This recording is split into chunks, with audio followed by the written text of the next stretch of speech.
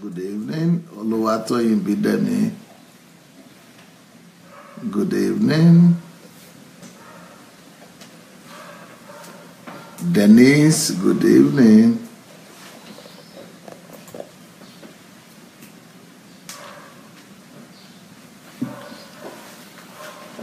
Adeleke Patty. Good evening, Rochelle White. Good evening.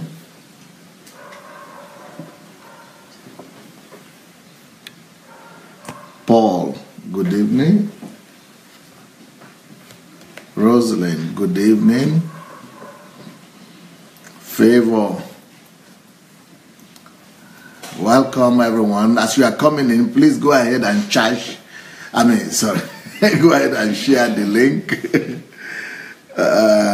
Ngoya Julie, I hope you are arriving here soon. Adeola Deso, good evening everybody. Please go ahead and share the link to this message. We are starting a new series today, and this new series is going to be life-changing. So please go and invite your friends. Go share the link publicly and let everybody come. Let as many people as possible come. I see a lot of people here today, and I would like to hear what they're thinking about this. This is a topic that is really plaguing our nation, our country, and I'm going to be talking about it not just from the religious point of view, but from the national transformation and national development point of view. So I'm going to be talking about this topic, and we are going to be touching on all aspects of it. So the topic of this week that we are going to be looking at this week is called the plague of silence. It's been a long time that I really wanted to address this question, and thank God that the opportunity has come. The plague of silence. I want you to think about that topic a little bit. The plague of silence. I'm sure you have an idea of what I mean by the plague of silence. The plague. Let's talk about plague first of all.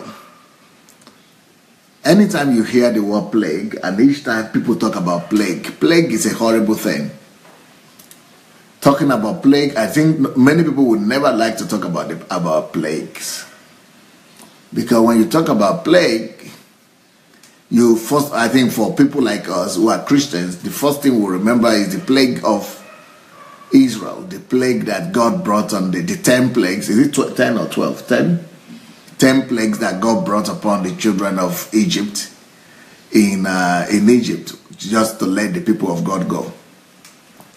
So plagues are terrible stuff. Another thing that people might think about when they're thinking about plague is the Black Death plague that plagued Europe and that brought about a lot of death and a lot of destruction.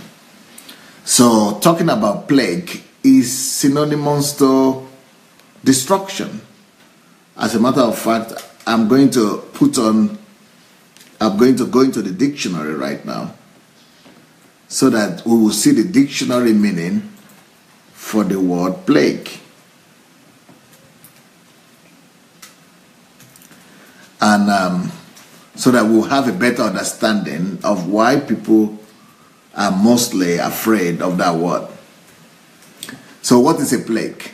A plague is a contagious bacterial disease characterized by fever and delirium. That is one aspect, one meaning of plague.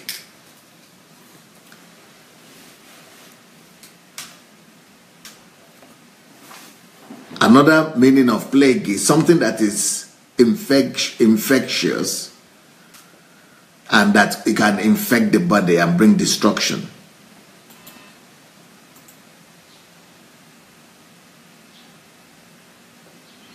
Another meaning of plague is something that is of a large number, that is widespread, causing damage. Something that is widely spread, causing damage. Something that is widely popular, widely spread, bringing about damage and destruction. So, another meaning of plague is something that causes continual trouble or distress. Something that causes continuous trouble or distress.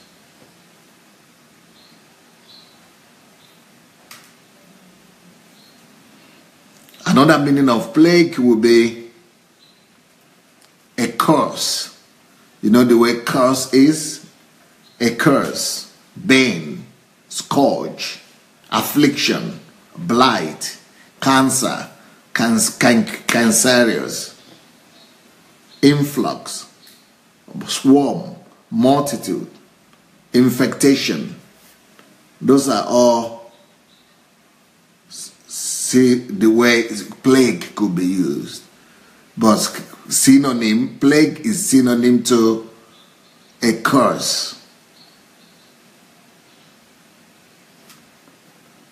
Something that causes continuous trouble and distress. So that is why people are always afraid of plagues.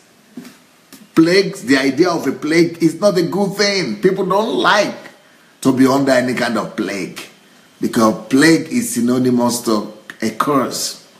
Plague is synonymous to danger. Plague is synonymous to destruction. Plague is synonymous to devastation. Plague is synonymous to pain, catastrophe. So, what informs me to give this title to this topic, the plague of silence, is because there is a plague around and in the midst of us that we are not so much aware of. We have been living with this plague, and we have actually almost translated this plague to now mean virtue. This is a plague, and you see the definition of plague that I just gave to you: destruction, curse, something that is bringing devastation, pain, trouble, catastrophe. And this is now has not just been tolerated. Normally, in the normal society, to normal human beings, plagues are never supposed to be tolerated. Normally when a plague comes to any society, the whole society is mobilized to fight against the plague. Even when it's the plague of animals. You know, sometimes you could have the plague of caterpillar or mosquitoes, or when the plague of insects come to a farm, it brings a plague. So sometimes too many insects or caterpillar or infectious diseases like that could come and destroy a whole farm or plantation. That is a plague also. But even in that case, the whole community, the whole country normally arises to fight against such an occurrence. So a plague is something that normally mobilizes around itself the attention of the larger populace, of the whole population, of the whole country. A plague is something that normally demands the attention and the efforts of the larger populace to fight against. A plague is something that is always bringing about terror. It's a terrific feeling. It's not terrific feeling, it's terrifying feeling. Awful feeling. It's always bringing panic and terror to the mind and community of people.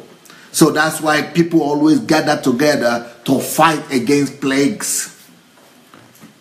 That's why people are always afraid of plagues. And that's why people always run away from plagues. So when I'm talking about the plague of silence, The reason why I call this and I title this subject Plague and Plague of Silence is because you know, and you have just heard me say how normal people will usually respond to plagues. And that is the normal reaction and normal response to plagues. Plagues are never supposed to be tolerated. Plagues are always supposed to be fought against on a massive scale. Plagues are always supposed to be resisted. Plagues are supposed to be hated. Plagues are supposed to be run away from. But when we get to a place when we now begin to tolerate plagues, there is a big danger there. It means we are exposing ourselves to danger. Plagues are not supposed to be tolerated. But then there is another danger to plagues. When there is a plague and people are not aware of it, that is very deadly. Because when there is a plague and people are not aware of it, then you have even a greater amount of devastation. You have a greater amount of destruction whenever there is a plague without awareness. So the very first way to combat a plague is to bring awareness. The very first effort and the very first step to fighting a plague is to bring about awareness. It is this next thing to do to fight a plague is to not just bring about awareness, but is to raise an alarm. There is a difference between bringing awareness and raising an alarm. So this plague, any plague at all, when it appears in a society, it starts with awareness and alarm. So the plague that we are talking about today, what makes it even more dangerous is that people are not aware of that plague. So as a result, there is no movement to counter the plague. And the reason why there are no resistance to the plague and no movement to fight against the plague is because there are no awareness and there are no mobilization to fight against the plague. So, like I said, awareness and raising an alarm are the very first two steps to be taken to combat a plague. So, when people are not aware, when people don't know that there is a plague amidst them, there is like playing with danger. It's like playing with death. It's like going to bed. Just imagine yourself in your bedroom. It's like going to bed to sleep at night and your bed is all laid, thoroughly laid. But you don't know that there is a scorpion or a cobra, snake, deadly snake, lying just under your bed. Not under the bed, but under your cloth, your blanket. You don't know that underneath your blanket you have a scorpion, a snake, a cobra. And you are sleeping and thinking you are going to rest. That is what happens to a society that is not aware that there is a plague in the midst of her. When a society is not aware that there is a plague in the community, in the society, it's like going to bed with a cobra or with a scorpion. It is dangerous. So that's why this week I have decided to raise an alarm and bring awareness to my people and to the people of God about a terrible plague that we have been going to bed with. about a terrible plague that we have been tolerating for too long, about a plague that is in the midst of us, that we don't even realize that we have been living and going to bed with plagues.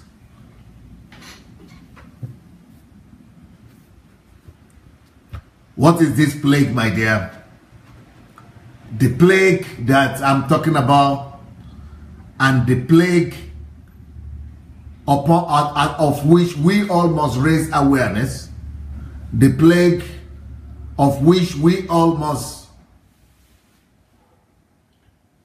raise an alarm, is called the plague of silence.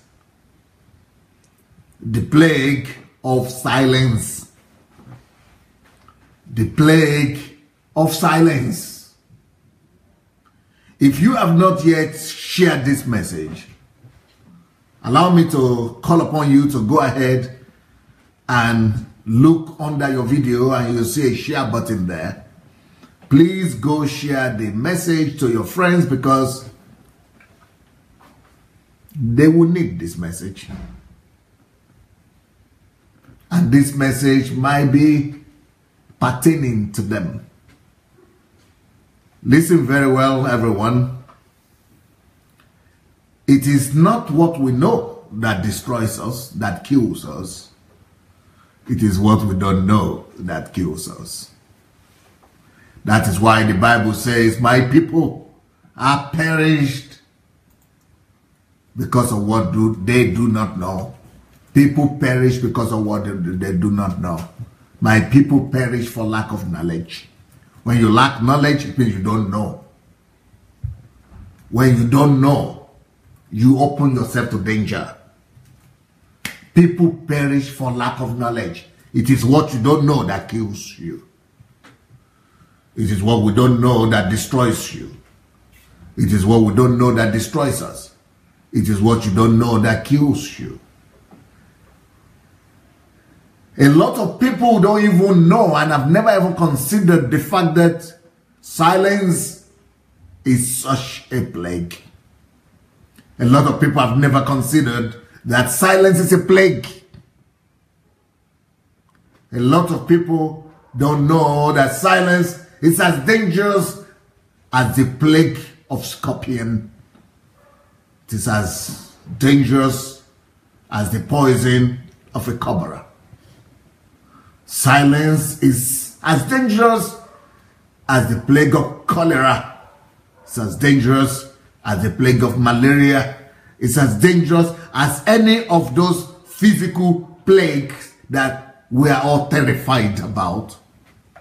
But because of our tolerance towards silence, and because of the culture that has been propagated in the church, that has been the culture that has embraced silence, culture that has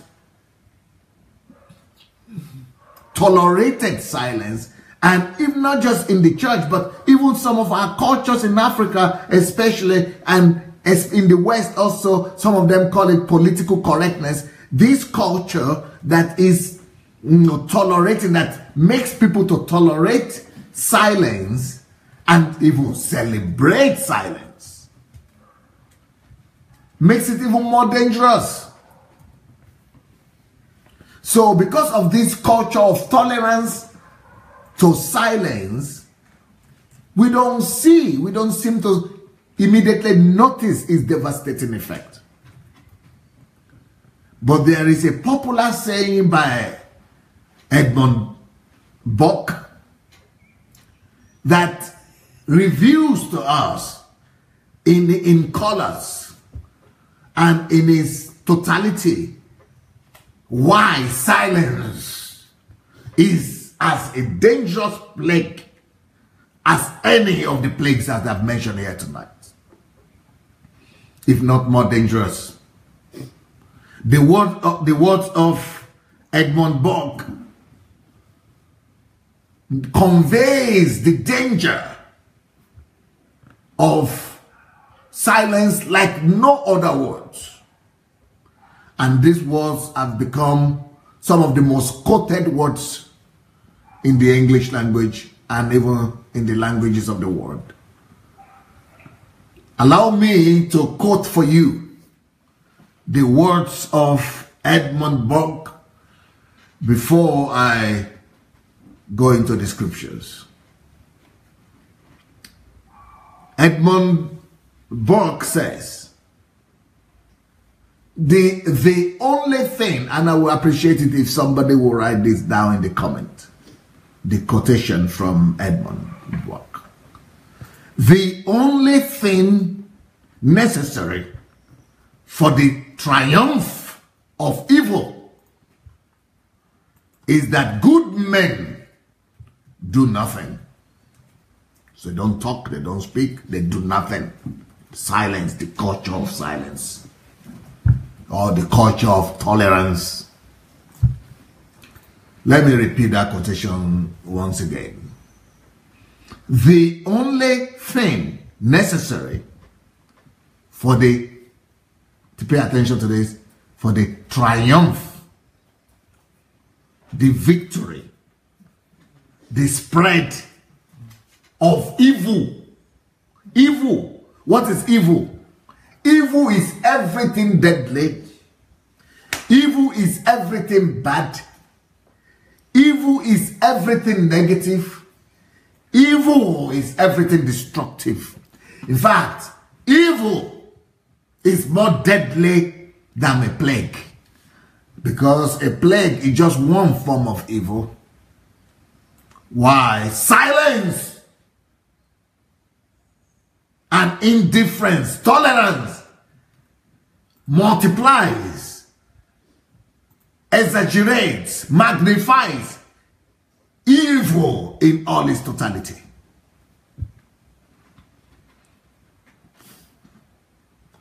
So this quotation from Edmund Burke tells us and reveals to us like no other thing the danger of this plague of silence that we're talking about. So let's repeat that again and let's examine this quotation once again.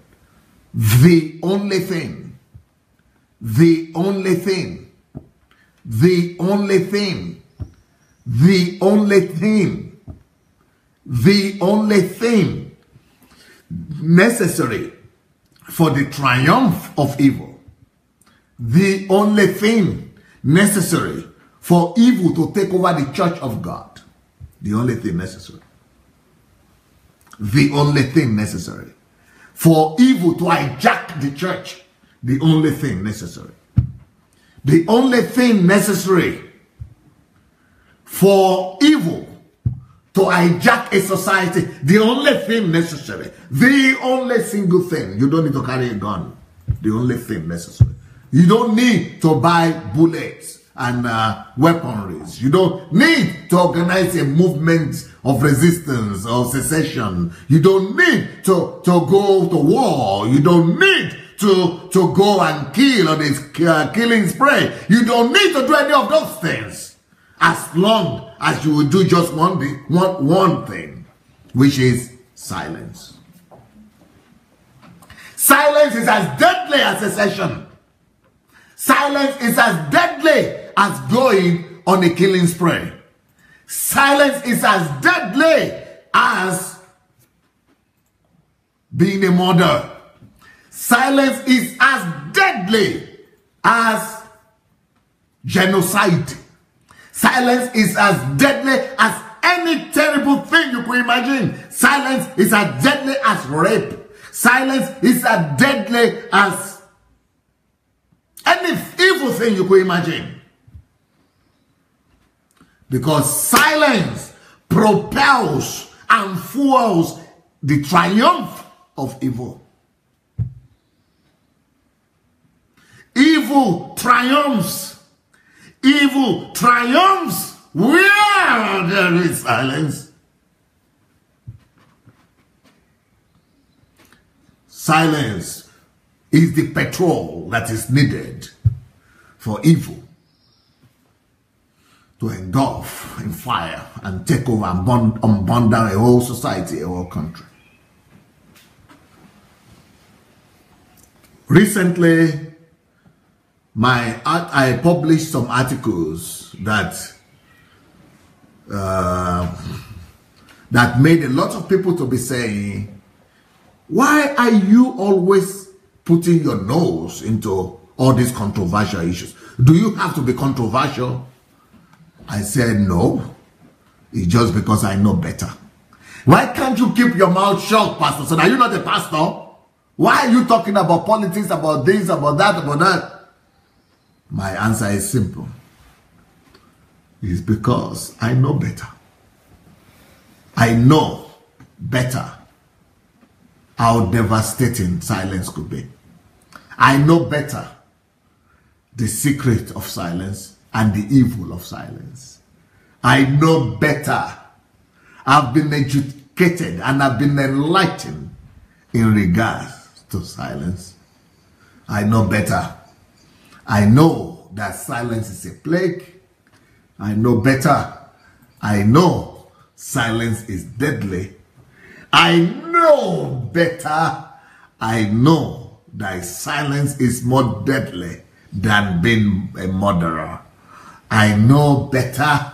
I know that to be silent is to be a culprit in evil. I know better that silence is abating every form of evil that is there, that is possible. I know better than to be silent. I know better than to be silent. I know better than to be silent.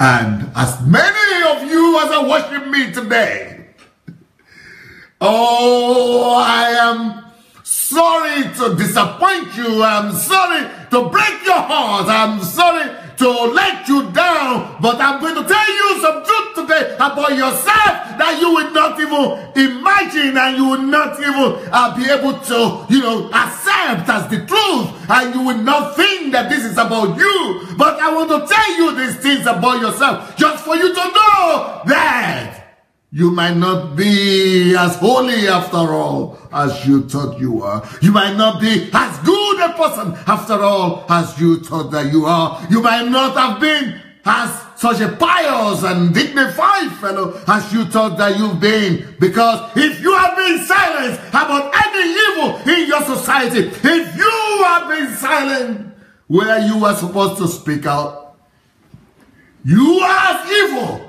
as those people that committed those abomination and those evil.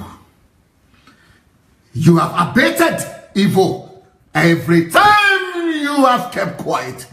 You have abated evil each time you have kept your mouth shut to defend your own dignity and your name. You have abated evil. You have supported evil. You have promoted evil. You have been a participant in evil. Each time you refuse to stand for the truth and to raise your voice for righteousness. Silence is as much evil as any evil can be. Silence is as much evil as any evil can be. Silence is as much evil as any evil can be.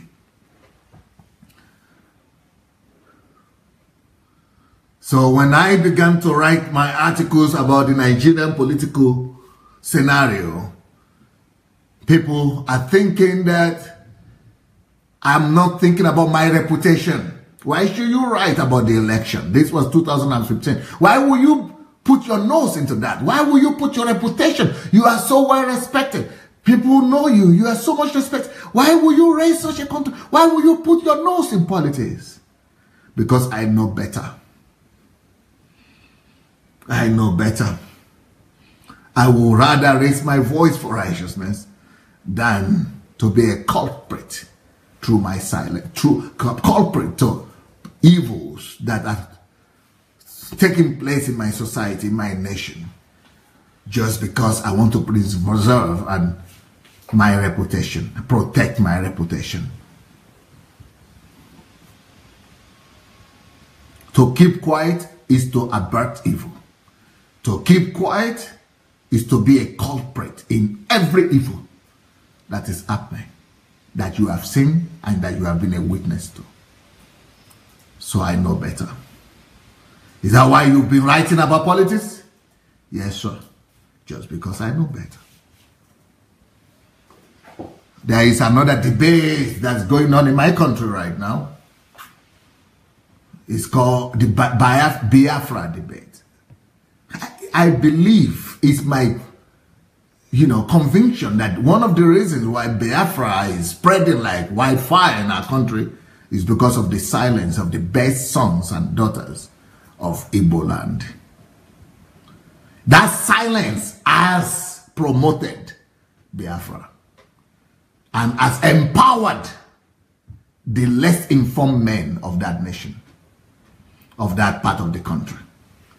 So each time the best men in a land keep quiet about a matter that pertains to the destiny of the land, they subject themselves to the rulership and domination of the worst men of the land. Each time the good men decide to keep quiet, to protect their reputations, each time the good men are more concerned about their name and their integrity than they are more concerned about the general good of their people and of the kingdom of God. The truth is that they are as evil as the people who are penetrating those evil. They are not so good after all.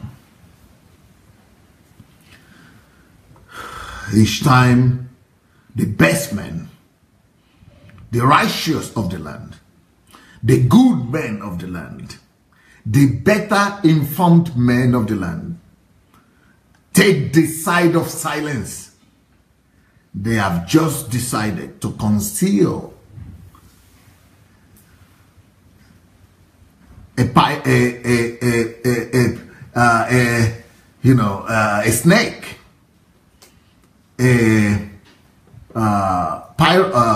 python under this bed of their family, of their people, of their culture.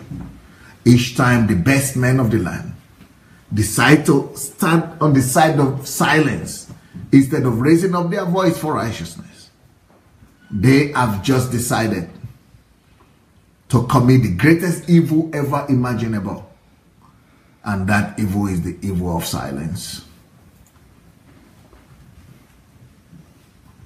When the best men, when the best people of any society, of any group of people decide to keep quiet, they commit the sin of abetting evil, of becoming culprits in the evil that is taking place in the land. So this is a plague that a lot of people are falling into.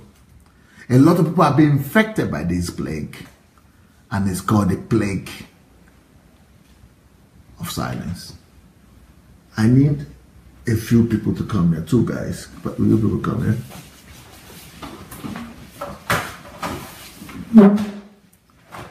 Stand behind me, guys. One on my right hand side, one on my left hand side. Yeah, go back so that you could be visible enough. Yeah. But make yourself visible so that they pick you on the camera. Okay, I have 2 people here. One is in red. You see that one? One is in red. His name is Anu. One is to my left, or to my right, from your side. That is Pastor Clement. They are both pastors, but this time I'm going to use them as not very plausible examples, okay? That one used to have, that one here with the ear is having that kind of ear that makes him to be more qualified for the area boys definition that I wanted. So let's say is the cult. This guy here, this one here, is the head of a cult or mafia. Let's say mafia group. So he's leading a mafia group These two people come from the same country. So this guy here has been robbing, has been stealing, his gangs have been killing, raping, conducting armed robbery, you know, killing people, conducting all sorts of atrocities in the land. This man here stands for the intelligentsia of the country. So he, let's say, is a judge, well-educated, uncorruptible judge, good reputation. And they are, in any land, they are always the elite. So he stands for the elite. The elite that, you know, that are educated, that are living their own good life. Everything is okay for them. They have their own fence around their house. They have their own job. They go to work. But they know these people, the area boys guys, and the evil guys, the people behind all the evil in the land. But because of their reputation, people like him who stand for, they are the Christians, they are the pastors, they are the bishops, they are the GOs. They are too holy to interfere with what these other unholy people are doing. So these people think they have an excuse. People like him, who is a pastor or a judge or a lawyer or a doctor, they think they have an excuse because we are not the ones perpetrating all the evil.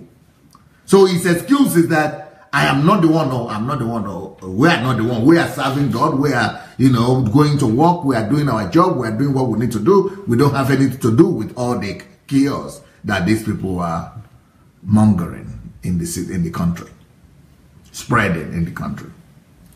But listen closer to this principle. There's a principle here. And the principle is that these are the best men. So the red, they are the best men of the land, the elite of the land, the authority of the land. Each time, the best men of the land, each time, the better informed part of the society decide to keep quiet about any evil that is taking place in that society, that person becomes a partaker in that evil. That is number one. Whenever you keep quiet about evil, you become a partaker of that evil. So even though he's never stolen before, even though he's just going at his, you know, with his business, he's going and he's doing his own business the way we're supposed to do it, he's, you know, being a nice guy, but because he's silent, he has committed the plague. He has abated the plague. He has, you know, indulged himself in the plague of silence. And he has just become a partaker of that evil, all the evil that has been taking place in that land. That is number one. Number two, each time the better men of the land, the righteous men of the land, the men of integrity in the land, each time the pastors, the bishops, the lawyers, the businessmen, the holy, the family guys, the pure guys, each time they become silent about the evil that is taking place in the land, and they don't step out, they don't speak out, and they don't go to take up the place of responsibility, what happens is that they subjugate. He, who is the better man of the land, has just subjugated or has just given up the place of leadership, the place of responsibility that he is supposed to have taken by speaking out. He has just subjugated it to the lesser men of the land, to the worst men of the land. When the best men of any society decide to keep quiet, they subjugate themselves to the domination of the worst men. So now, Clement, I want you to go and demonstrate that for me. Take him by the neck, put his head under, subjugate him, and kind of have dominion over him. Yeah. Is it visible? A little bit higher. Yeah. And just put your head on his leg like that. Yeah. And just, you know, just begin to, yeah. And he is the best man of the land. He is the best man of the land. But he's being subjugated. That is what is happening. Don't leave him. That's what is happening in Nigeria. That is why today in Nigeria, the best men of the land are being kidnapped. Have you ever heard of judges being kidnapped in Nigeria? It's happening because the judges were silent when they were supposed to raise an alarm. Have you ever heard that the lawyers are being kidnapped in Nigeria today? The reason is because there was a time when all of them refused to raise their voice because they thought it would never affect them. Have you ever heard that politicians now and their wives and their children are now being kidnapped and are now being terrorized in the land? The reason is because he was silent. People like him and people who are the better people in the society, the best people of the land, including that judge, including that politician, including that journalist, including that pastor. Even pastors are being kidnapped and are being killed. Why? Because the better citizens of the land, each time the better men, the better people of the land refuse to raise their voice, each time they commit the sin of silence, each time they subject themselves to the plague of silence, they have just subjugated their position. They have just subjugated themselves to the rulership of the worst men of the land. Personally, I personally believe that the guy that is leading the Biafra movement in Nigeria, I think is one of the worst guys that the worst sons of the Igbo land. If they have more respectable sons, they have more educated sons, they have more responsible people. But those responsible people, those worthy sons of Igbo land, they have gone to silence. They have committed the sin of silence. They have decided to commit the sin of silence. And by that silence, by committing that sin of silence, they have subjugated their position. They have subjugated themselves to the rulership of the worst of men in the land. The worst men will take over them, will take authority over them, will have dominion over them, will subjugate them, humiliate them, rape their daughters, rape their children, and that is not the end. It is going to keep on happening. There is a former secretary to the federal government of Nigeria, a very, of Nigeria, Falaye or something, was kidnapped. It was in the news. The number 3 or number 4 citizen of the land was kidnapped. In fact, the Ngozi Uwela, that was the Minister of Finance, the mother was kidnapped of the Minister of Finance of the land. Why? Because silence, the sin of silence, will make the worst of the land. By any time we keep quiet about anything happening that is around us and we say it doesn't concern me, it's not my business, we are subjugating ourselves like this. The best of men, we are making the best of men to be subjugated to the worst of men. Even the same thing in the church is happening in the churches. Whenever we are silenced about the evils that are taking place in the church of the Lord Jesus Christ, we are subjugating ourselves, the best of men in the church, who are supposed to know better. They have just subjugated themselves to the worst of men. Every time we are talking about pastors who make people to eat grass, the pastors who make people to drink petrol, the pastors who go and make people to give offering, prophet offering or faith offering, or just abuse people and their money tithe and things, and pastors who are doing corruption, who build universities and schools and they don't let everybody else, their members cannot go there. All kind of evil and atrocities going on in the church. It is only possible because the best of men in the church, the fathers, the leaders, have decided to keep quiet. Each time the best of men in any given society decide to keep quiet, they subjugate themselves to the evil of the worst of men in that land. Sorry, sir. Did you survive it? You are looking as if you are just coming from the kidnapper's hand.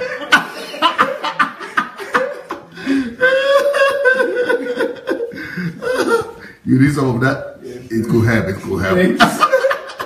Thank you, sir. No, that one alone will not be enough. You have to take plenty. Yeah. Don't be modest. Don't be modest.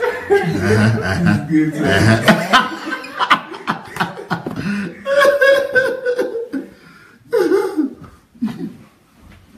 So each time we all keep quiet about any evil that is being perpetrated in our society, in our environment, we become a partaker of that evil. And then we subject ourselves to the domination of that evil over our lives, over our children. That is why our children will be the ones who are going to be raped. Our children, our families will be the ones who will be attacked by armed robbers at night. The reason why armed robbers go to the good people to attack them is because we were silent when we were supposed to have spoken. The sin of, you see, if you go to Nigeria, if you live in Africa, you will hear stories of armed robbers coming to attack people at night, and they don't even go to the poor people again, no? Because when they were going to the poor people's houses, the well-to-do people think, oh, we live in a good area. We live in a good area. Our area is secure, so we don't have anything to worry about. Oh, our area is good. No, they will not touch us. Each time we are silent in the face of evil, when we see evil taking place and we decide to be silent like that, we subject ourselves. We submit ourselves to the dominion of the worst men in the society. They will take over. They will get to us. We think the thing will never touch us. It will touch us. It will come to later on torment us. And that's why there was another evil in my country, Nigeria, recently. They call it MMM. And people are saying, Pastor, what is your business? Why is it you are putting your nose in every little thing? Everything. The Biafra came, you are the one writing article. You know, but Buhari came, you are the one writing article. MMM now came, you are the one again writing article. What is your problem? What is your headache? It is because I know better. The only thing necessary for the triumph of evil is that good men do nothing. They only need to keep quiet. They don't need to, you know, people will say, no, I don't want to interfere, or so that the problem will not come over to my head. That you have, that by saying that, you have just submitted yourself to that. In fact, you have just made that problem your Lord. Because anything that we refuse to resist, we tolerate. And anything we tolerate will later on have dominion over us. That's why we should never sit down and tolerate evil. Because we think that when we tolerate evil, that then evil will not touch us. Aha! You are playing with snake, with evil. If you will not touch it, we not touch it. Hey, you think you understand common sense? Evil doesn't understand common sense like that, oh, that I will not touch it so it will not come to my... Evil will see that as weakness. Evil will even see that as giving up and say, oh, we are capitalized, come and we capitulate, we just come capitulate us, come and take over us. Because each time you are running away from expressing your views concerning evil, each time you are running away from resisting evil, any evil you refuse to resist, you submit to it. Because anything that you tolerate takes you over. So all those tolerance that we are having in the church, you know what people say in the church these days? We are praying. We see, we're praying. Only God. Only God. We are praying about it. Only God. We are praying. We are praying. And God is saying, that is why the whole foundations of the earth is shaking. Because you are sitting down there praying. He said, but I have put you, you are the princes, you are the gods, you are the princes that are supposed to bring order to the earth. You are the ones that are supposed to rule here. You are the ones that are supposed to bring, you know, order here, stability to the earth. And you said, we are waiting, we are praying. God must do something. God will do something. God will do something. We believe God. We believe, we are praying. We are believing God. So you are quiet and say, we are believing God. When God is waiting for you, we are folding our hands. When God is waiting for you to be his representative, to be the representative of his kingdom, to bring his righteousness, to bring his holiness, to bring his order, to bring his justice, God is waiting. And while God is waiting, we are also waiting. We say, we are praying, we are praying, we are praying, we believe in God. That is exactly what Satan needs for evil to triumph. That's exactly what Satan needs for evil to triumph. That is exactly what Satan needs for evil to triumph. So what do you think? Why is it that God, Jesus, when he noticed that they were turning the house of God, the temple of God, into the market of merchandise, or whatever, the den of thieves, right? When he noticed that they were turning to the den of thieves, and they were merchandising the house of God, why didn't you say, well, it's not my business, you know, I'm a pastor, so I'm not even, and you know, he is not even, he's not a priest in that church. You know, he was not even recognized by the priests and the Sadducees, who are the chief of the church. He didn't say, it's not my business now, and let them put me as the pastor, then I will make order. And let them put me now, I'm not the pastor, they don't even recognize myself. Is it not the same Pharisees? Let them go and deal with the problem themselves now. Jesus is not an irresponsible God. He is so highly responsible that he will go and put his nose in something that doesn't even pertain to him at all.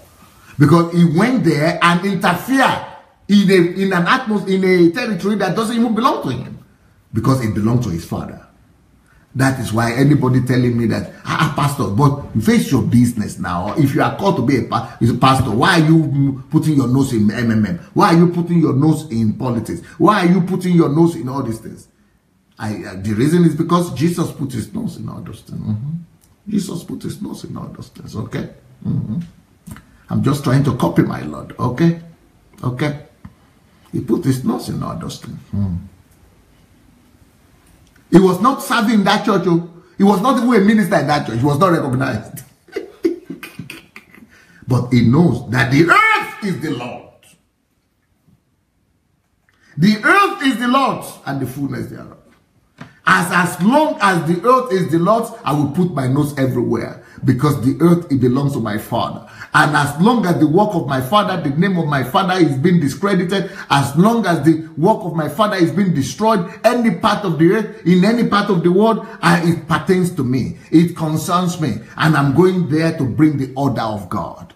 And that's what Jesus did. He went ahead and brought the order of God into that temple. He chased away. He was not silent. He couldn't be silent. Why? Because Jesus knows this principle, that the only thing that is needed for evil to reign is for him to be quiet. Jesus will not be deceived by that deception. Jesus will not be deceived by that self-protective mentality that, okay, you know, a lot of Igbo friends of mine that I know, that I say, why are you not right? Why is it that I'm the one writing about Biafra? You are one of them. You are going to, you be the one to go and write. They say, Pastor, our people, I don't want them to begin to attack me now. They will begin to attack you, and you are going to be the one to blame. They don't know that the worst of those men, they are going to be the ones to rule over them and their children if they don't keep quiet. That is what happens. Why is it that I'm the one raising alarm about the MMM? I spoke to my pastor friends in Nigeria. I said, this MMM is dangerous. We have suffered from it. So let us all raise our voices. All the pastors say, well, we don't say anything really negative about it. If it is not the will of God, the Bible says if the enterprise is from God, it will stand. If it is not from God, the wisdom of somebody in the Acts of the Apostle, what's his name? The wisdom of, Agapos or something. No, not Agapos, what's his name? That if it is the wisdom, if it is the enterprise is from God, it will stand. And what? Is it Council of Ahithophel? Yeah, Ahithophel is the Old Testament. Yeah, he said it is if it is this, is it Agabus? Agabus, okay. Agabus said if it is from God, it will stand. If it's not from God, it will by itself just go. I said, okay, that's Agabus something. But I will tell you that the position, if Jesus has talked like that it is from God, it will stand. Why is Jesus didn't say if that thing is from God? Something that you see that concretely is not from God, something that you see that is destructive, why don't you raise your voice? So all my pastor friends refuse to raise their voice. Because they are afraid. We have members who are something and we don't want to offend them. Self-preservation is what is making people to commit the sin of silence. Self-preservation is what is making people to spread, to become participants in spreading this plague of silence. Everybody is only concerned about their own skin, about their own self-preservation, not about what God is concerned about. But you see Jesus' mindset? Jesus knows that this concerns God. This is about the house of my Father. This concerns the heart of God. This belongs to God. God is supposed to be glorified here. And if it concerns God, it concerns me. And Jesus understood that if you were to keep quiet, then evil will prevail. The same thing during the time of Buhari. Up till now, people are still writing me, look at the Buhari that you brought. It is because of you that we have this problem that we're having right now. I said, thank God that I brought Buhari. I'm never ashamed of it, and I will never be ashamed of it. I'm going to be proud of it forever, till I die. Because if it had been this other person that was there before, there wouldn't have a country now. We wouldn't have any country by now.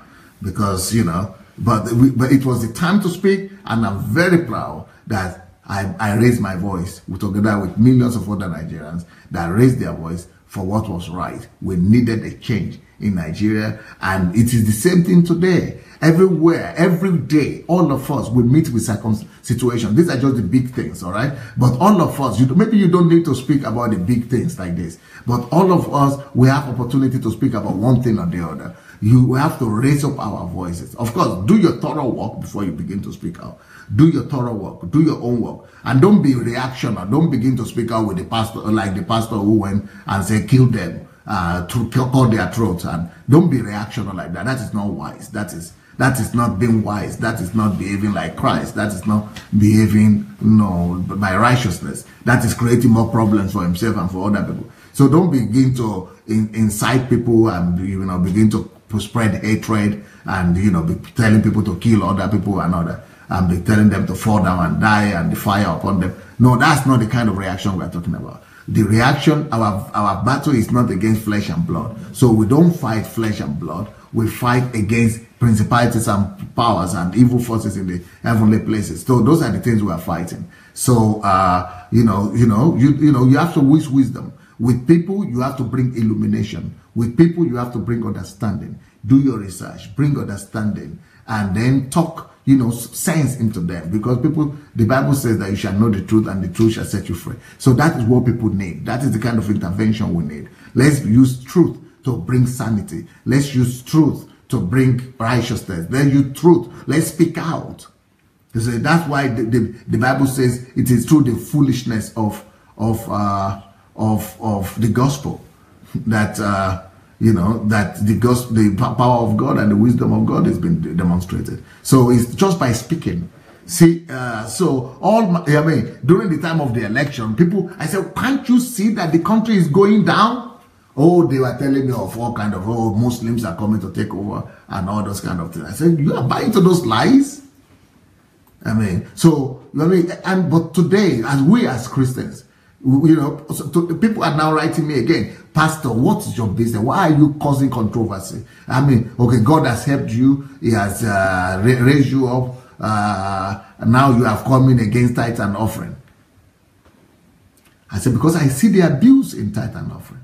I see the abuse of how evil men, how the worst men are ministers, how the worst of men in Christianity, how the worst of men in pastoral ministry, in ministry, are now taking over and abusing the tithe and offering and abusing giving and everything. They are abusing me. And all the fathers are quiet. And all the best people in Christianity are just silent, as if that is the way it's supposed to be. That's why it's getting worse and worse. So, but because I'm better informed, I'm not going to let people who are less informed intimidate me.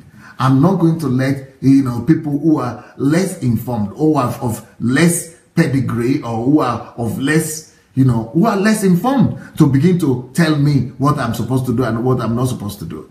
If you belong to a church and all this evil are being perpetrated in that church, and you keep quiet, you are a collaborator of that evil that's going on in that church. If you belong to a church and you say, well, it's not my business, God will do it. Are you sure? Are you serious? Are you serious? God will do it. God has given you mouth. God has given you, eyes to see, ears to hear. And you see and hear. And you are still waiting for God to come and do it. That is the sin of irresponsibility, my dear. So if you say, well, I'm not doing it. It is just our members of church who are doing it. I'm not doing it. But if you are silent, you are a culprit. You are a culprit. You see this quotation that we just read today. Somebody say, are you really serious? Oh yeah. It's not just about me. This is a principle. That's why Jesus was always resisting the Pharisees and the Sadducees, and he was always telling them, woe unto you. If you look at the ministry of Jesus, it was like he was fighting all throughout his day. Almost every day of his life, he was always fighting. He was always fighting one unrighteousness or the other. He was always fighting against one thing or the other. Why? Because he knows this principle. He knows that when you are silent against evil, you become a perpetrator of that evil. When you are silent about any evil, you aid that evil. And like I said, like Edmund Burke said, the quotation that I just put on today, the only thing necessary for the triumph, can you imagine triumph? Triumph of evil. Is there any triumph of evil in our society today? If you see any triumph of evil, for example, armed robbery, is because somebody somewhere, all the people in Nigeria have said it doesn't concern me. Somebody have been silent one time or the other. That is why evil now have come to triumph over our land. The evil of armed robbery. Have you seen kidnapping triumphing in our land? If kidnapping is triumphing in Nigeria, if kidnapping or militancy has triumphed and has raised, it's because some people didn't raise their voice on time. It's because the whole country have been silent. And you know what we normally say is the government that's supposed to do something. No. When the righteous, what say, the only thing necessary for the triumph of evil is that the good men, the righteous men, the good men do nothing. If the good men could just, if Satan will only get the good men to be silent. That's the only thing Satan needs. So the only thing Satan needs is just to get the good men to be silent. If Satan could, he doesn't even need you to go and carry gun. You just need to be silent. Just keep quiet. As long as you keep quiet, when the good men will keep quiet, that's it. Evil triumphs. So if there is anything triumphing, any evil triumphing in any society, look at your own country. Corruption is, triumphing. Corruption is growing. It's because somebody had kept quiet. Because the whole country has kept quiet. Because the good people had kept quiet one time or the other. Is abortion triumphing? Is immorality and evil triumphing? Any kind of time you see any form of evil triumphing, reigning and ruling and taking over, it's because somebody had kept quiet when they were supposed to talk. Is stealing triumphing? Is anybody, is because people have not fought at the right time. They have not raised their voice to fight against that evil, to speak out. That's why that evil is triumphing. Any kind of evil, either in the church or outside of the church, the only thing that is needed for evil to triumph is for the people who know better, is for the people who are the good men to keep quiet. The silence of the better men, of the good men of the land, is the one that causes the multiplication of evil in any land. But even worse than that, what those good men don't know is that the thing they are trying to save their skin, they are trying to save their name. But at the end of the day, what it will lead to is that they have, through their silence, subjected themselves to the domination of that evil. So the worst men of the land will now have dominion over them. The worst men of the land will now rule over them. The worst men of the land, they have just voluntarily submitted themselves to the dominion and rulership of the worst men in the land. When the good men of the land keep quiet, when the good men of the land refuse to resist evil, the evil men, the worst men of the land, rule over them and have dominion over them. Anything you tolerate will have dominion over you sooner or later.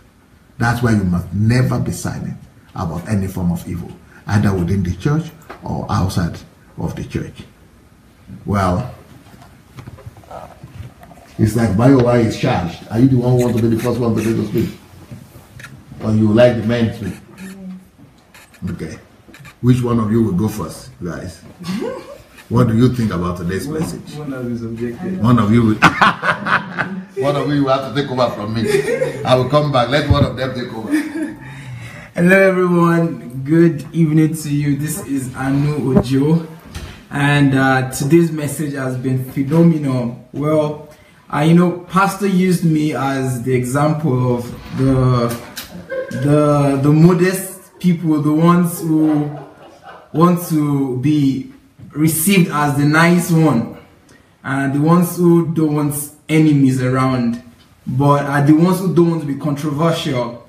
But listening to this message, sometimes, when Pastor started today's message, he was saying he's going to reveal to us how evil we are, how non-pious we are, and how to reveal what we've been doing to us. I was like, okay, how will Pastor reveal that I'm evil? Until he got to the point where he started explaining how when we are silent about evil that is happening around us, we are actually participants of that evil, and that is the truth, because we see evil around us every now and then. We notice the ills around us. We see it. But then the thing is, we are so careful about public opinion. I was reading an article by Dr. Sunday, how to overcome public opinion, and many of us we are scared about what the people will say. We are scared about how they perceive me. What would they say about me? I know this is the truth, but what would they say if I say this?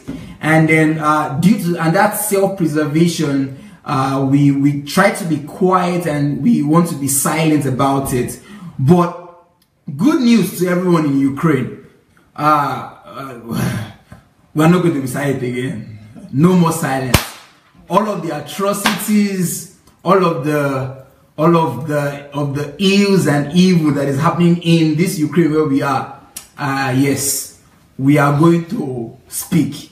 Pastor has said that we should make sure we do our research so that we don't come out and just speak like idiots. But we should be very confident of this, that all of the evils and all of the bad things that is happening in Ukraine, we have said yes, and we are going to make sure that they will hear it, and we'll make sure that the truth will be known, and the light of God's word and everything that should be known as the truth would be known. So this message has really transformed me. It has made me more about in the church. In the church, yeah. Actually, one thing that this really affects a lot of Christians, because a lot of believers they suffer in silence, and they're scared because they don't want to touch the anointing.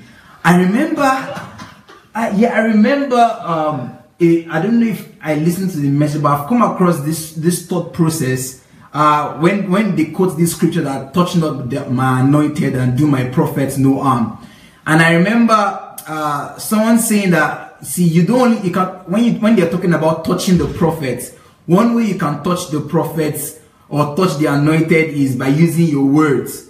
And I remember a pastor was saying, I was in a service one time, and a pastor said, all of you that are saying things about pastors, you better be careful. Don't go and say something about a pastor. Don't go and talk about a pastor outside.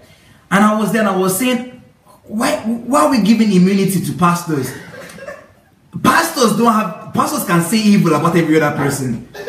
Pastors can come and say, this person, you are doing this wrong thing, you are doing this bad thing. But when this pastor is doing a wrong thing, the pastor wants immunity for themselves, and they say, don't come out and say something about them. And the truth about it is that there are even in Ukraine here, Pastor Inky she posted something recently about some terrible things that are happening in Ukraine here. Countless number of students are expelled yearly. Why? Because they are sowing their school fees. Sowing? Yes. So where? Seed. So the churches? I'm telling you, sir. People are expelled. Their parents send money to them and they sow it. And a lot of people are, yes, it's happening. It's happening in Ukraine. And their parents will not know? No. So it's happening so much in the church, and it's time. It's time for us to come out and say the truth. Yes. But who tells them to sow? It's in the church. The pastor will say they should sow seed. And the thing about it is that this is how it happens in Ukraine. Because I'm in the system, so I know how it happens in Ukraine. So it's from one project to another project.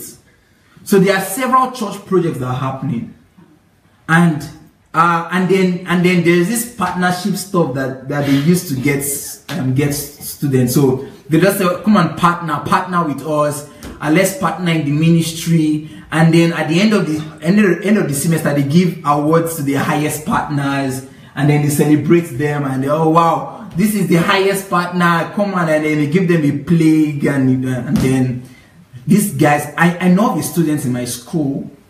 So people are pushed to go and say.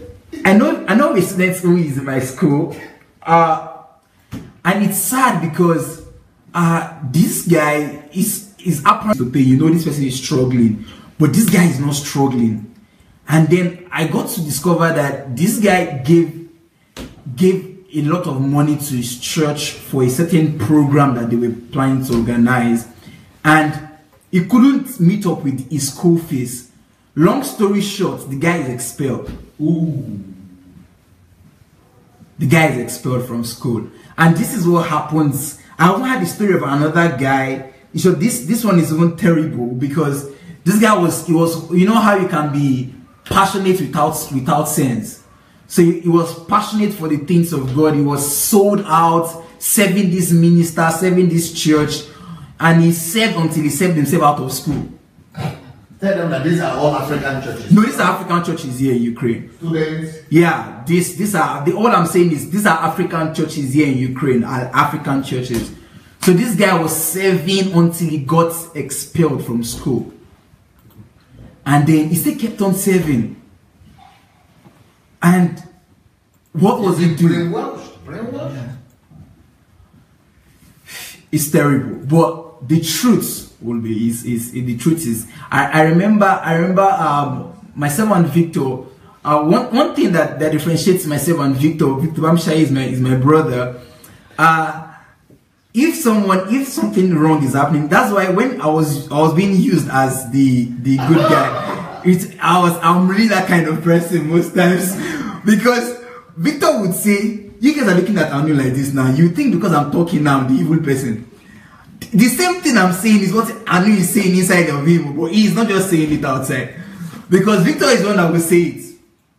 But I'm the one that will like, Victor, come on, let's not disturb ourselves. Let's just keep quiet and let's. But Victor will talk. And then he will have more enemies. And I'm the nice guy. Victor will not tell them that you are looking at Anu like Anu is not nice. So inside of him, the same thing I'm saying outside is what he's saying too. But only is that him is not keeping quiet. He's not saying it out, but he's keeping quiet. And so really from this message, I'm going to open my mouth and talk. And I would say the truth with every opportunity I have to disclose it. Thank you so much, Pastor, for this opportunity. Yeah. Hello, good evening, everyone. Once again, my name is Clement. The plague of silence. What a message. I'm not sure most people are you stressing yourself. It's not your business, you know. Just allow it. With bottom line is whether you can speak or you can write. Anywhere you see evil, speak against it. Speak the truth. Because Pastor just told us that silence is the petrol that is needed to burn down a whole country. You know, it means that we've been burning down cities and countries. We've been allowing evil to triumph just because we feel it's not our business or we feel it's not important. You know, we are just indifferent to a lot of things that are happening.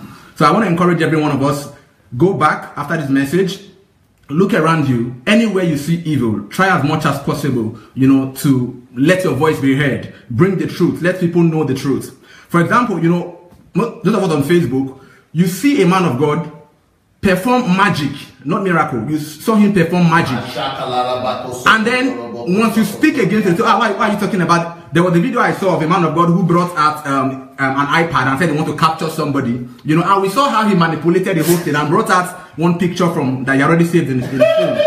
And then the thing is all over Facebook. And then people speak up and his own members begin to say, why are you talking about the man of God? Why are you doing this to the man of God? Now, not just that, a lot of things have been happening, especially in the body of Christ, you know, that we cannot talk about because once you talk, they say, some people look at you as if you are no longer a Christian or you don't know what you are doing. But the truth of the matter is, it doesn't matter who is performing that evil, whether he is the bishop or the pope. Yeah. If it is evil, it is evil.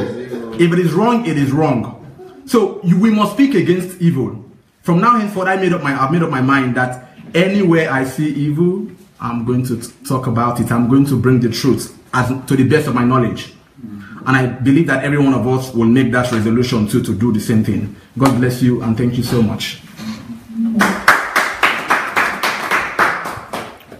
Hello everyone, this is ID Peter. Wow, what a great day. A new nation has been birthed today, because from today's forth, every one of us got to speak up. Doctor, I want to sincerely appreciate you for this wonderful message, because it's not a lot of people that has this boldness to come and share this truth with us. Most specifically for young people like us who consider that speaking up on issues, some people will tag you as if you are as if you are a rebel. So thank you, Doctor. Before I start, let me quote the words of Martin Luther King Jr. He said that injustice anyway is injustice.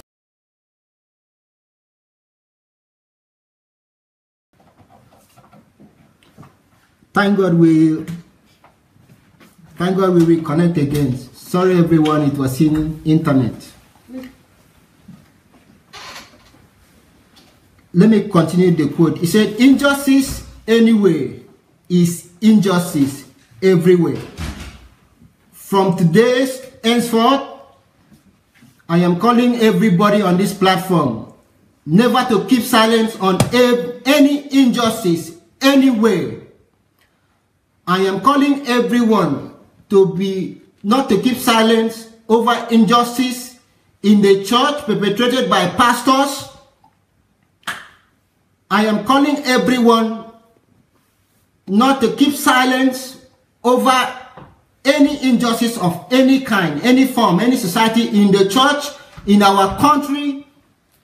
Somebody just write, touch not by anointed. Every one of us has been anointed by God. You are anointed, so as I. Every one of us are anointed. So we should never be quiet. We should arise and let our opinion known. In the case of Nigeria, if Nigeria is new, we don't like the system of government, every one of us must voice, restructure this system of government. Let's use a better system of government. We should never be quiet. We should rise and let our voice be heard. Let our voice be heard. Let's speak out for the less privileged. Let's speak out for people who don't have privileges. Let our voice be heard. Let our voice be heard. Because people are looking up to us. Let our voice be heard. Let our voice be heard over injustice. Let's condemn every act of injustice. Let our voice be heard. Thank you, everyone. I am so glad that from today, every one of us, we will rise to speak up. Thank you so much. Good evening, everyone. Hello. The plague of silence. This is really very close to my heart because as a female, I've been told to always keep quiet, especially in the church, and you know, don't say anything. Silence means patience. It means that you've got a virtue. I'm really glad that Dr. Sunday spoke about it, that it's not a virtue. And this is just a plea really to everyone, and especially to female. I don't know why I'm advocating for women lately. It's not just because I'm a female, because usually I think that everybody should stand up for themselves. But we have been plagued as female a lot in this area, where we're not allowed to speak, or, you know, the sign that you're a good woman is when you're quiet. The sign that you're respectful, you're well brought up, is when you're quiet, you don't say anything. So I just want to urge the female out there to please to speak also, and not keep quiet because of what somebody might say, or because they might say you're not really modest, or you're not you're not acting like a female, like a woman. So don't keep quiet when evil will prevail by your silence. And the little examples, like you see a child that is doing something, or somebody else that is doing something that is wrong, and you would say things like, it's not my child, or let me keep quiet, I don't want anybody to say anything, you know, it's not it's got nothing to do with me. All those kind of little things that we do, we should take time now to think about them, and stop, you know, change our ways, because we all do it. We all keep quiet. If something is not affecting us, we keep quiet.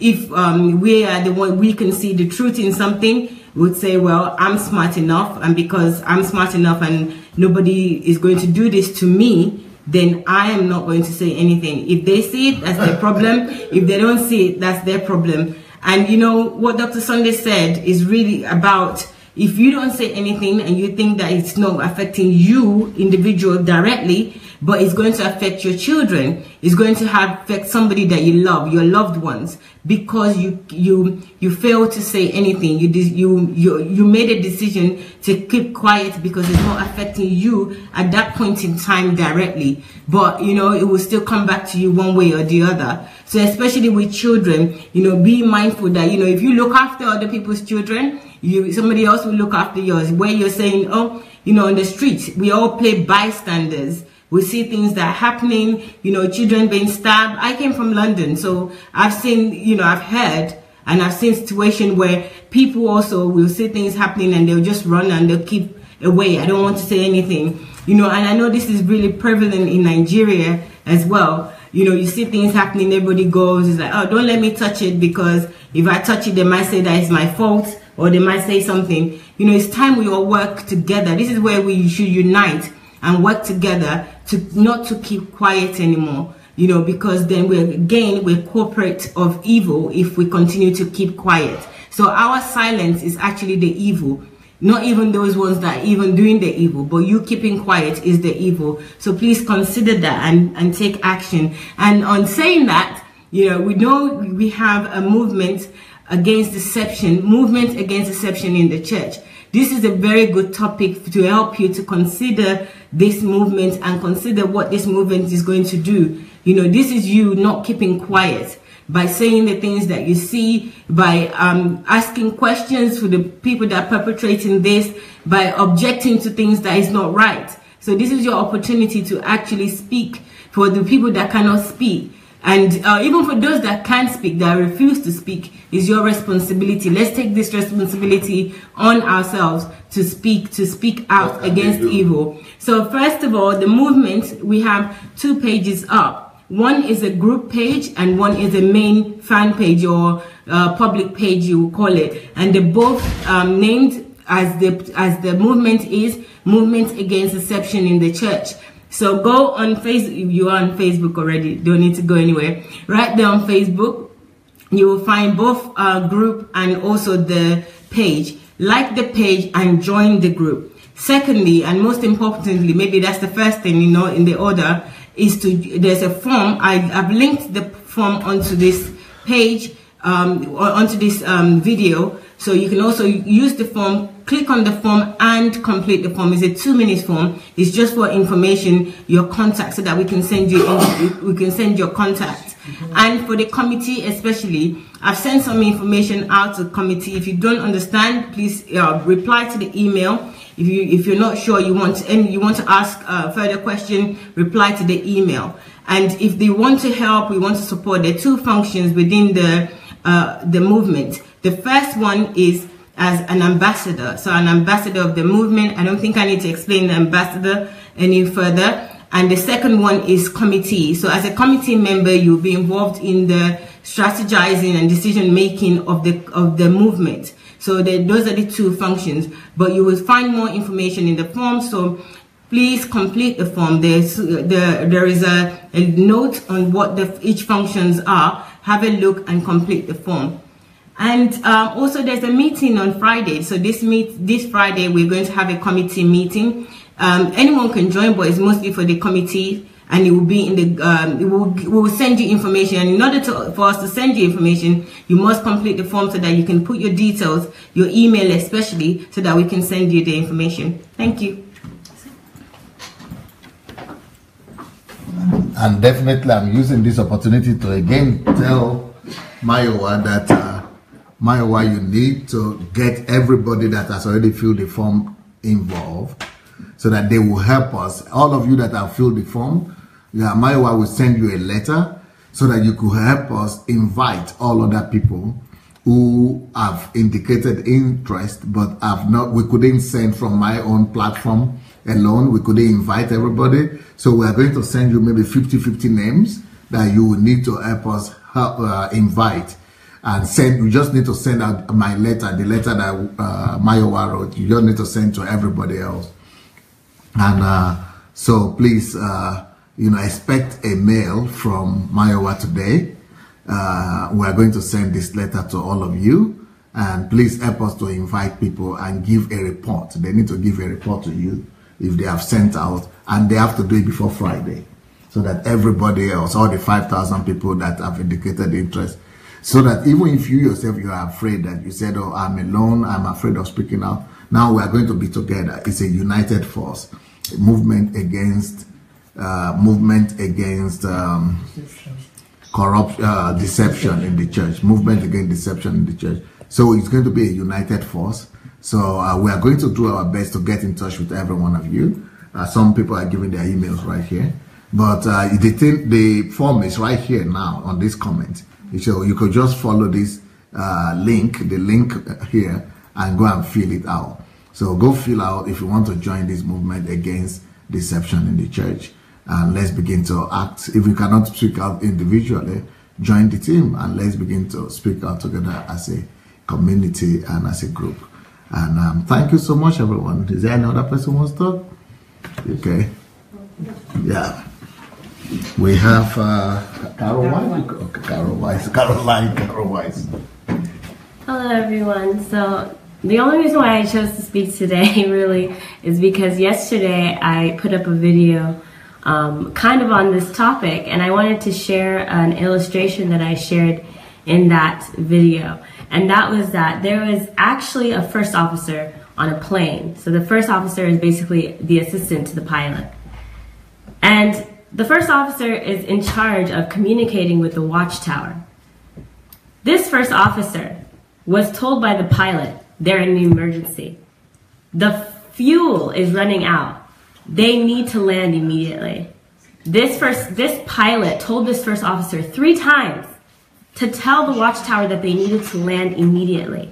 And 3 times, the first officer talked around the issue, tried not to be direct, tried not to use the word emergency, trying to be polite because his culture told him to be polite. His culture told him to be subordinate. His culture told him to be quiet because you are lesser than the pilot. Also, his position in that plane was lower, so he didn't feel like he had the power. He didn't have the right to speak up. But he was the only person who could speak up. He was the only person who was able to communicate with the watchtower. But because he was trying to preserve himself, due to his culture, due to the way that he did direct about what the situation was. That plane crashed. Hundreds of lives were lost because somebody didn't want to speak up, because they were afraid of the consequences of just some regular life is going to be saved. You have to take authority. And that's what that story taught me, was that it's not, I can't just be passive and say, oh, well, it's not harming me, or, oh, well, you know, it's not my own position. Maybe the pilot will say something, maybe someone in government, maybe the president, maybe the teacher, maybe my boss, maybe my parents. No, if you are the person who knows what is wrong, and you are the person who can do something about it, then you have more power. You have more power than the pilot. You have more power than the president. You have more power than the government. You have more power than your parents. You have more power than the boss. Why? Because you know more information than all of those people, and you have the power to save their lives. So that's what I have to say to you, or that's what I have to share with you, is this illustration. Think about saving those 100 people on that plane. If you see something wrong and no one's speaking up, then you are the most powerful person in that situation. It doesn't matter if you have a title. It doesn't matter if you have the badge. It doesn't matter if you have the experience. It doesn't matter if anybody anointed you. It doesn't matter if anybody appointed you, if anybody promoted you. You promoted yourself just by knowing that something is wrong. And you promoted yourself by speaking up.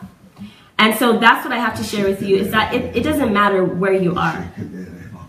If you can see it, you are already the most powerful person. So thank you. Thank you, Pastor. Beautiful. Some people are waiting for the bishop, or for the senior pastor, the bishop, the senior bishop, the NGO, or what, GO. So, you know, because they are the ones who are responsible. But really, the one who is having access to that information of the impending danger is the one who is most responsible, and is the one who has the power, because the knowledge is the power. The awareness is the power. And if you are not doing anything about it, you are the murderer. You committed the evil, the plague of silence.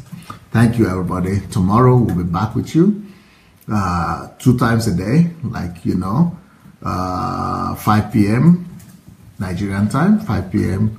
UK time, 12 noon Eastern time in America, and then in the evening, 7 p.m. Nigerian time, 7 p.m. British time, and 2 p.m. Eastern time. See you tomorrow, guys. Blessings.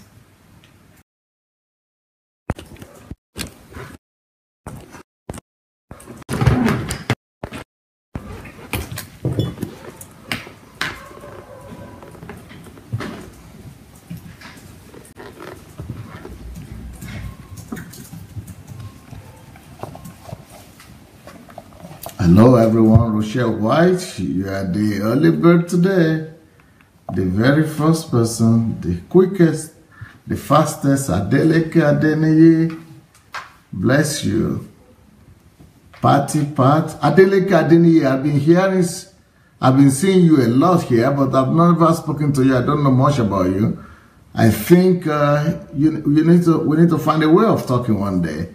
Or maybe you need to be featured on Kingdom Fruits.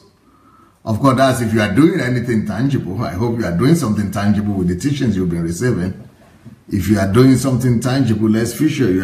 I personally would like to know more about you. So, so that is Adeleke, because he's been quite constant here. So it's good to know what he's doing. Yeah, so who are the people here?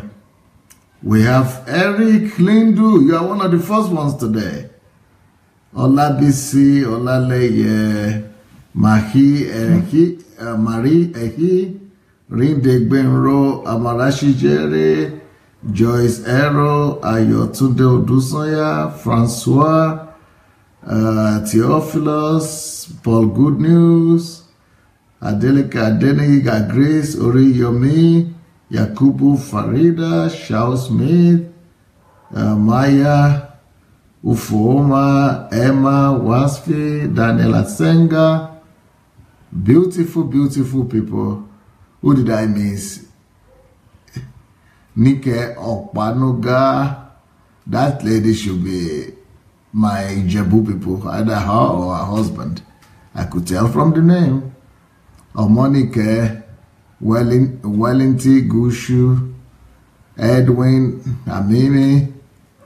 I've been looking for you, Edwin. I can't get you for 2 days now.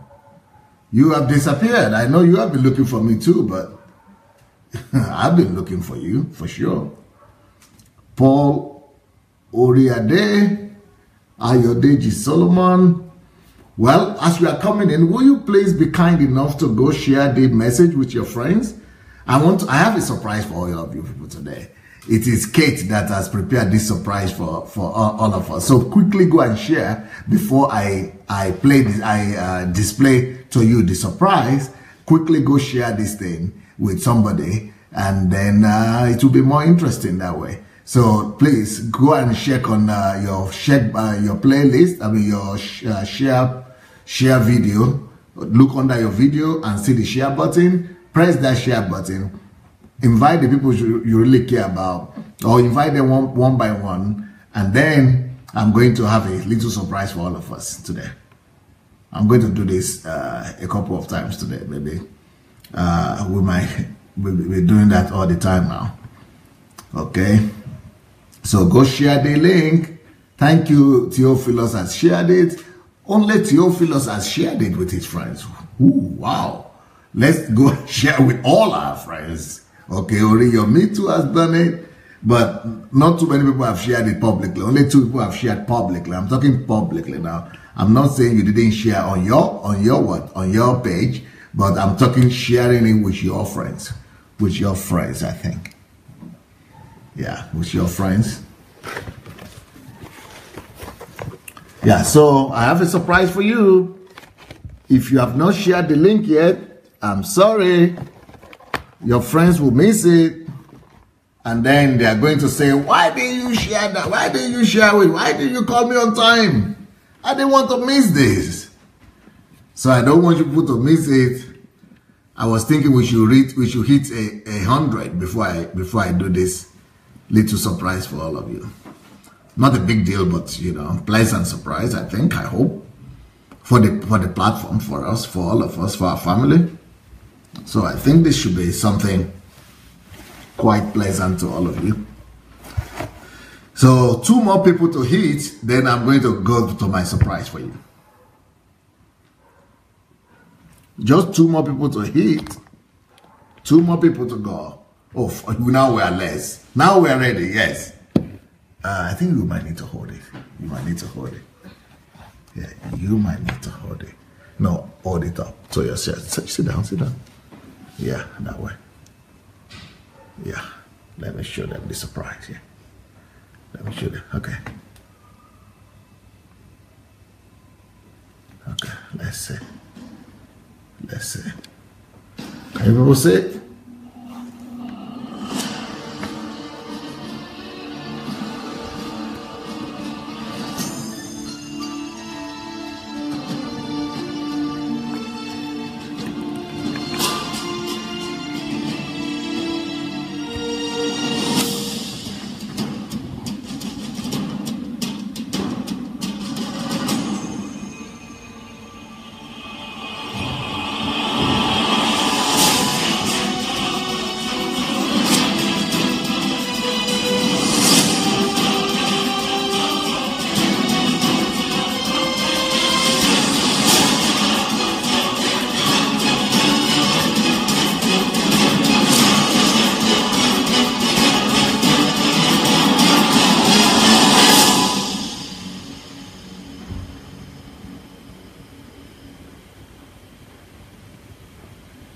Now let's do it again because you were not ready before, right? You didn't know what to expect. So let's see it another way. Huh? Better this one? It's not good? No. Oh, you're cutting on my hand.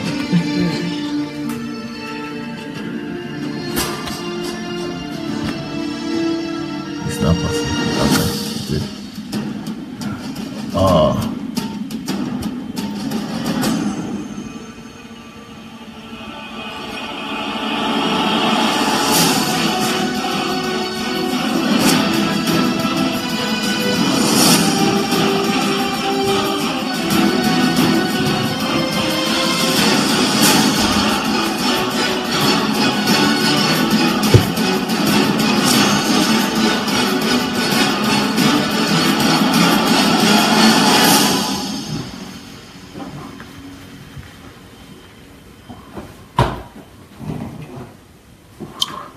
Well, that's about that, you know.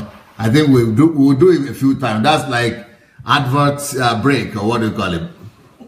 Advert break, or Yes. what do you call it? Break? Advert? Yes, break. Yeah. So we're going to be doing this kind of advertisement break every day. So I'm going to, you know, remind me to do a few times of this. I think we're going to be doing that. Is that a good idea? It's a trailer, yeah. It is Kate Caronis, my assistant. The brilliant Kate. She's the one who came up with this idea to be doing whatever I call it, a trailer. Yeah, a trailer.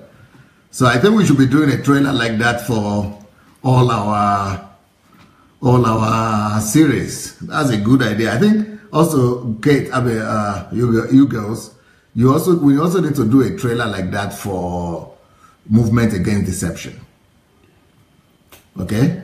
Yeah, so we need to do that. Interlude, yeah, that's break, yeah. The break is called interlude, yes. Interlude. We're going to be doing interlude with this kind of thing. Yeah, I think that's a great idea. Interval in trailer, right? Interval trailer or interlude. Good idea. Everybody seems to like it, everybody. So let's give a round of applause to Kate. That is Kate.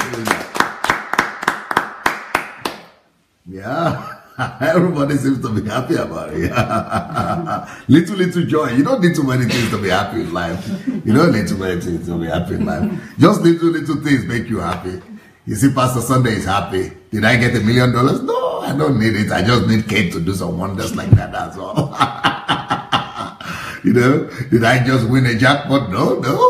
Just somebody doing their job. Just somebody doing their job without being told. You see, the problem with people like me as a leader is that I always have to tell everybody what to do, and that is frustrating for any leader.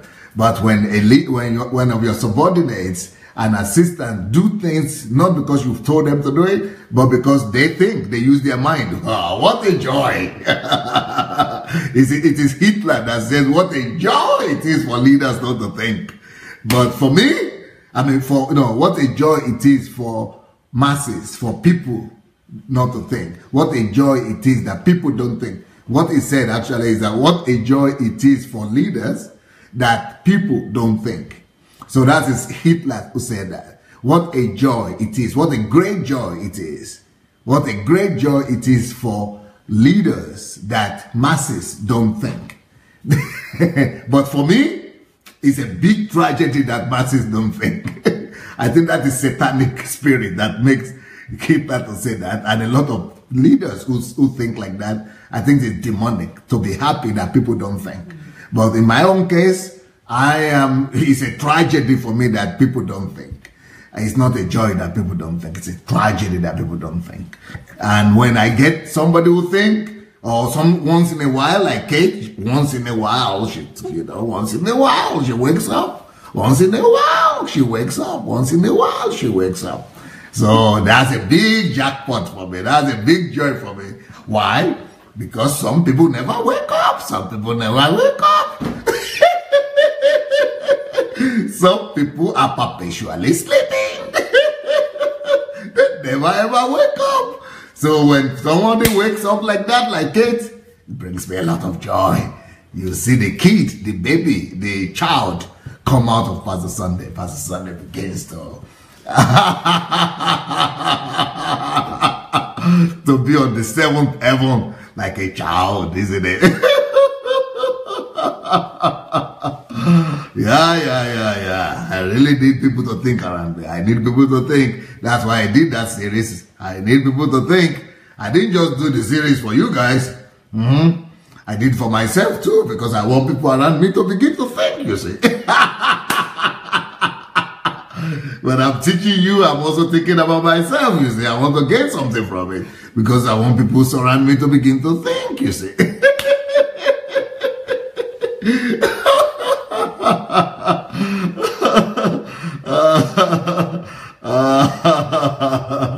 Yeah. Thinking is a good thing. Thinking is a good thing.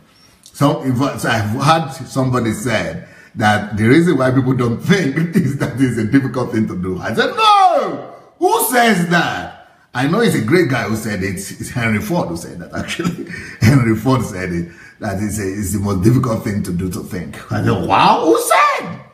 I don't know why Henry Ford said that, but for me, it's the greatest pleasure to think. That's why I'm teaching people to think. The greatest pleasure to think, and the easiest thing to do in the world to think. So I really want you people on DSA family to join the company of the thinking nation, of the thinking people. We are a thinking nation. We are a thinking nation. Yeah, we are a thinking nation. So Kate, voila. High five to you, Kate. Voila. She's not here. She's gone home. She's not here. She stays half of the week in my house, and half of the week she goes to help her mother. She stays in her own family half of the week, so it's okay. Somebody is writing something there. Do not keyboard. Wow, keyboard. Hello, DSA. I wrote a short song of freedom which I'm releasing this week. Wow. It will be good for accompanying the break. Ooh, oh, okay. Let me see it. Let me see it. Once you release it, is there any way we could support you? You want us to support you anyhow? You want us to come and put some like there? Or you want us to come and buy it? What do you want us to do? You know, whenever you release it, let us know. Let's know how we could support you. All right. So this week, the plague of silence. But the topic of today, I don't know what topic. They didn't ask me for the topic. Did you ask me for the topic? Oh yeah, we already had the announcement. So I already had the announcement. The topic of today is the culture of silence equals culture of evil. The culture of silence equals the culture of evil. The culture of silence equals the culture of evil. The culture of silence equals the culture of evil. The culture of silence is the same thing as the culture of evil. So the culture of silence equals the culture of evil. Now,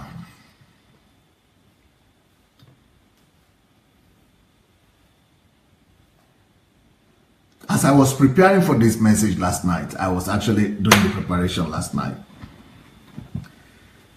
God inspired upon my heart that He would like me to take this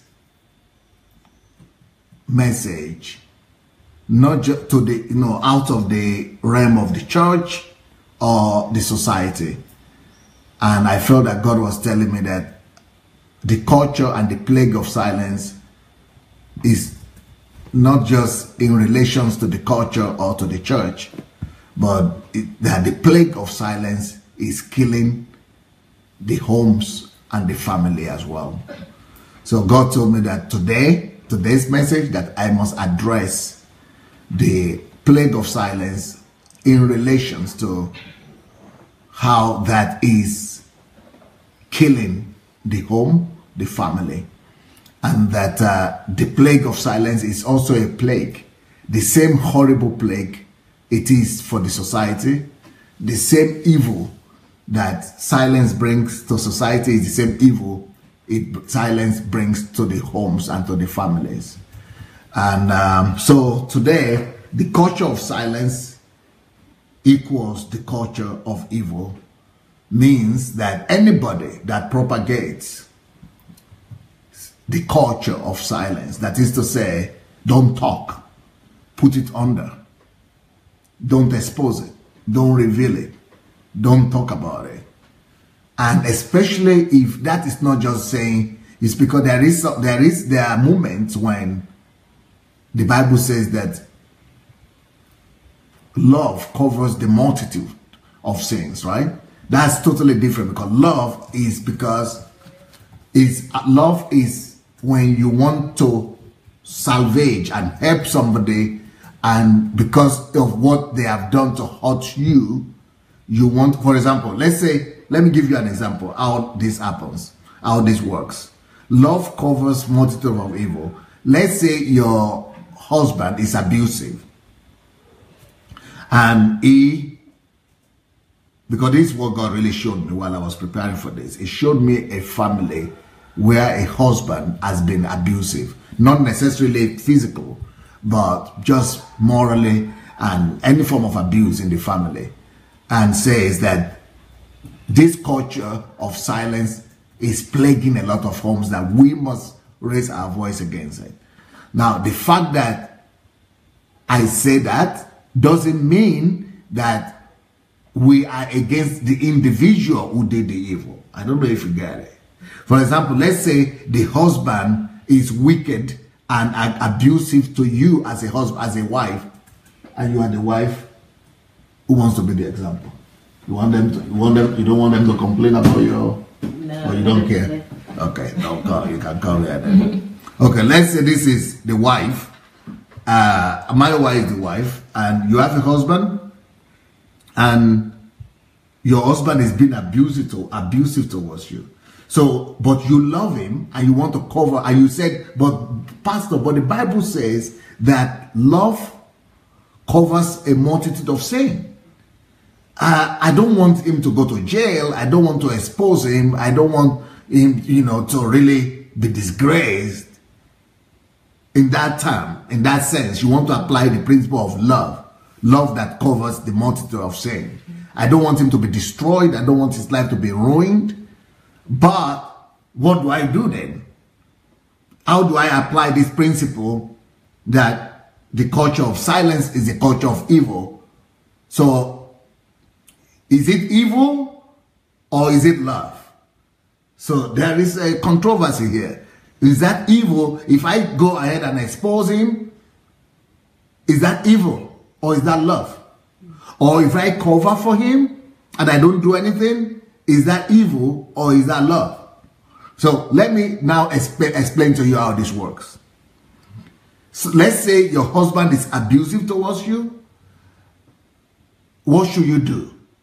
I would like to answer this question and say, if you cover for him as an individual so that it will not be destroyed, and you could see that he has a weakness and you really want to protect him as an individual, that is love. But if you go ahead and cover for him to the extent that you actually cover the abuse and you put it under and you don't do anything against the abuse or about the abuse, then that is evil right there. So it's a thin line between between love and evil. So the love is that you don't want to expose him. You don't want to destroy him. So you say, okay, I will not report him to the police. Or I will not press a charge against him. Or I will still, maintain relationship with him. But that is only as long as him personally. Why are you hiding? Put your face here. So, but what you need to come a bit here. Yeah. Yes, that's what you need to do. But what happens is, if you keep on covering and actually hiding the fact that evil happened, then you are a partaker of evil. So what I mean is that, so what is the right thing to do? The right thing to do will be for you to say, I love you. I am not going to put up with this. And pack your load and leave. If you pack your load and leave, even though you left, but you still love him in your heart, you are not experiencing any hatred towards him. That is love. And that is loving the truth above being sentimental. So that means you are not a partaker of evil. That means you are fighting against the plague of silence. Now, another thing you should do to go ahead beyond that is, even though you didn't press charge against him, but you should never keep quiet about it. you should still go ahead and talk against abuse and violence in the family. You should go ahead and talk against what they call it, domestic abuse. But when you talk about against domestic abuse, if you love him, love says don't mention his name. Love says don't expose him. But not to be an accomplice also says you must expose this problem itself, the evil. The evil itself must be exposed.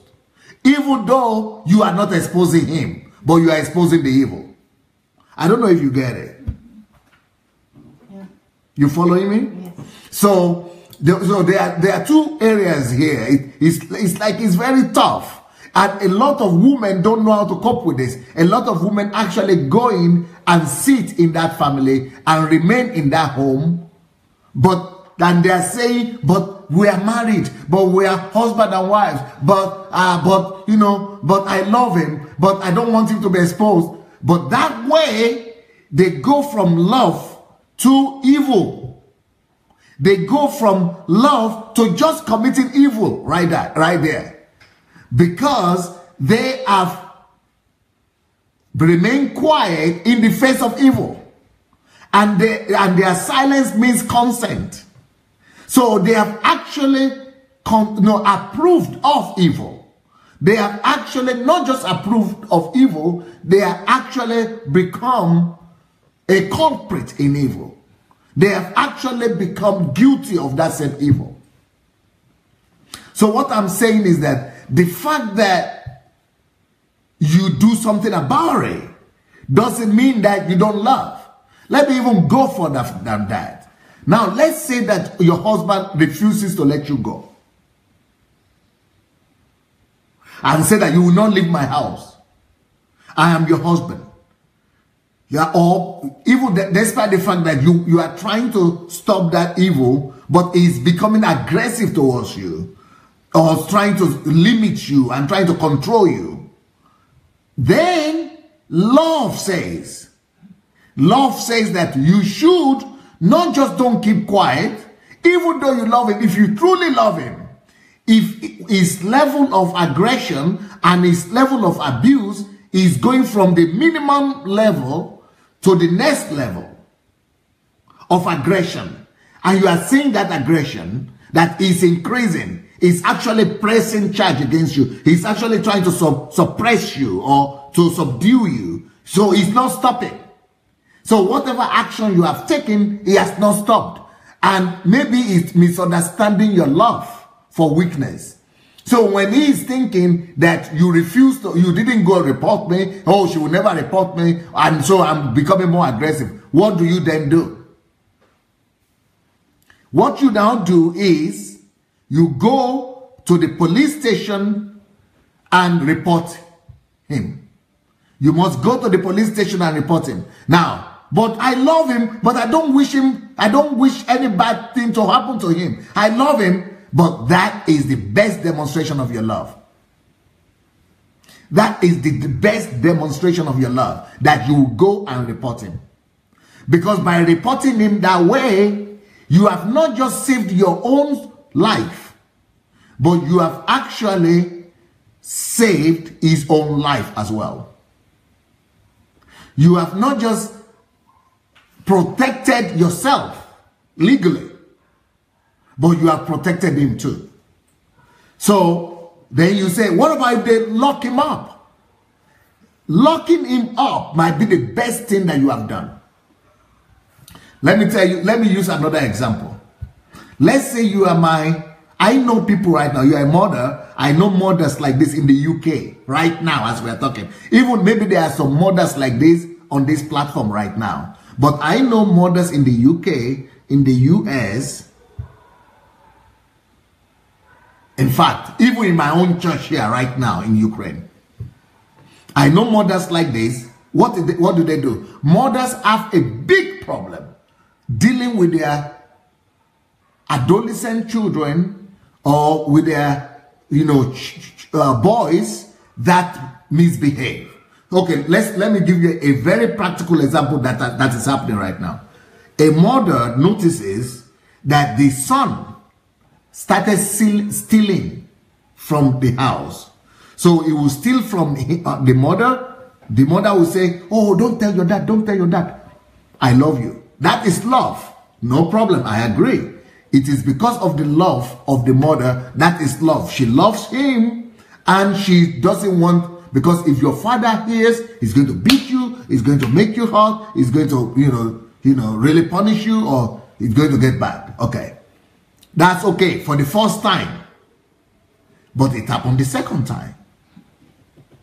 Maybe that is still love. Then it happened the third time. And you are saying, okay, it's between me and you. We will not tell mommy, daddy. That is now becoming a problem. That is now becoming an accomplice a little bit. Then it happened the third time, and you still didn't tell the father. Is that, and then now what happens is, you know what it does the next time? It goes and steals from the father. So you don't need to tell the father. It became a big news. Who stole it? You stole my money. Yes. Then the father becomes aggressive, and the father begins to make noise and say, you know that your son has been doing this, and now he has stolen my. No, the father begins to not just be aggressive against the child. The father now begins to criticize and attack not just the child, but the father begins to attack the mother. So because the mother did not put a boundary and they could not tell where the difference is between love and accomplice and being an accomplice and a culprit of evil, she blew it. So now the evildoers in the eyes of the father is not just this child, but the mother as well. But let's say the father, that is one situation. The father didn't know. Okay, let me give you another scenario. This child and the father, this child didn't steal from the father. This same child didn't steal from the father. But he kept on stealing, and the mother kept on hiding it and saying, my good son, and saying, I'm praying to God, I'm praying to God, I'm praying to God. That mother, she is now committing sin, even though she's praying to God. But this is not a God's case.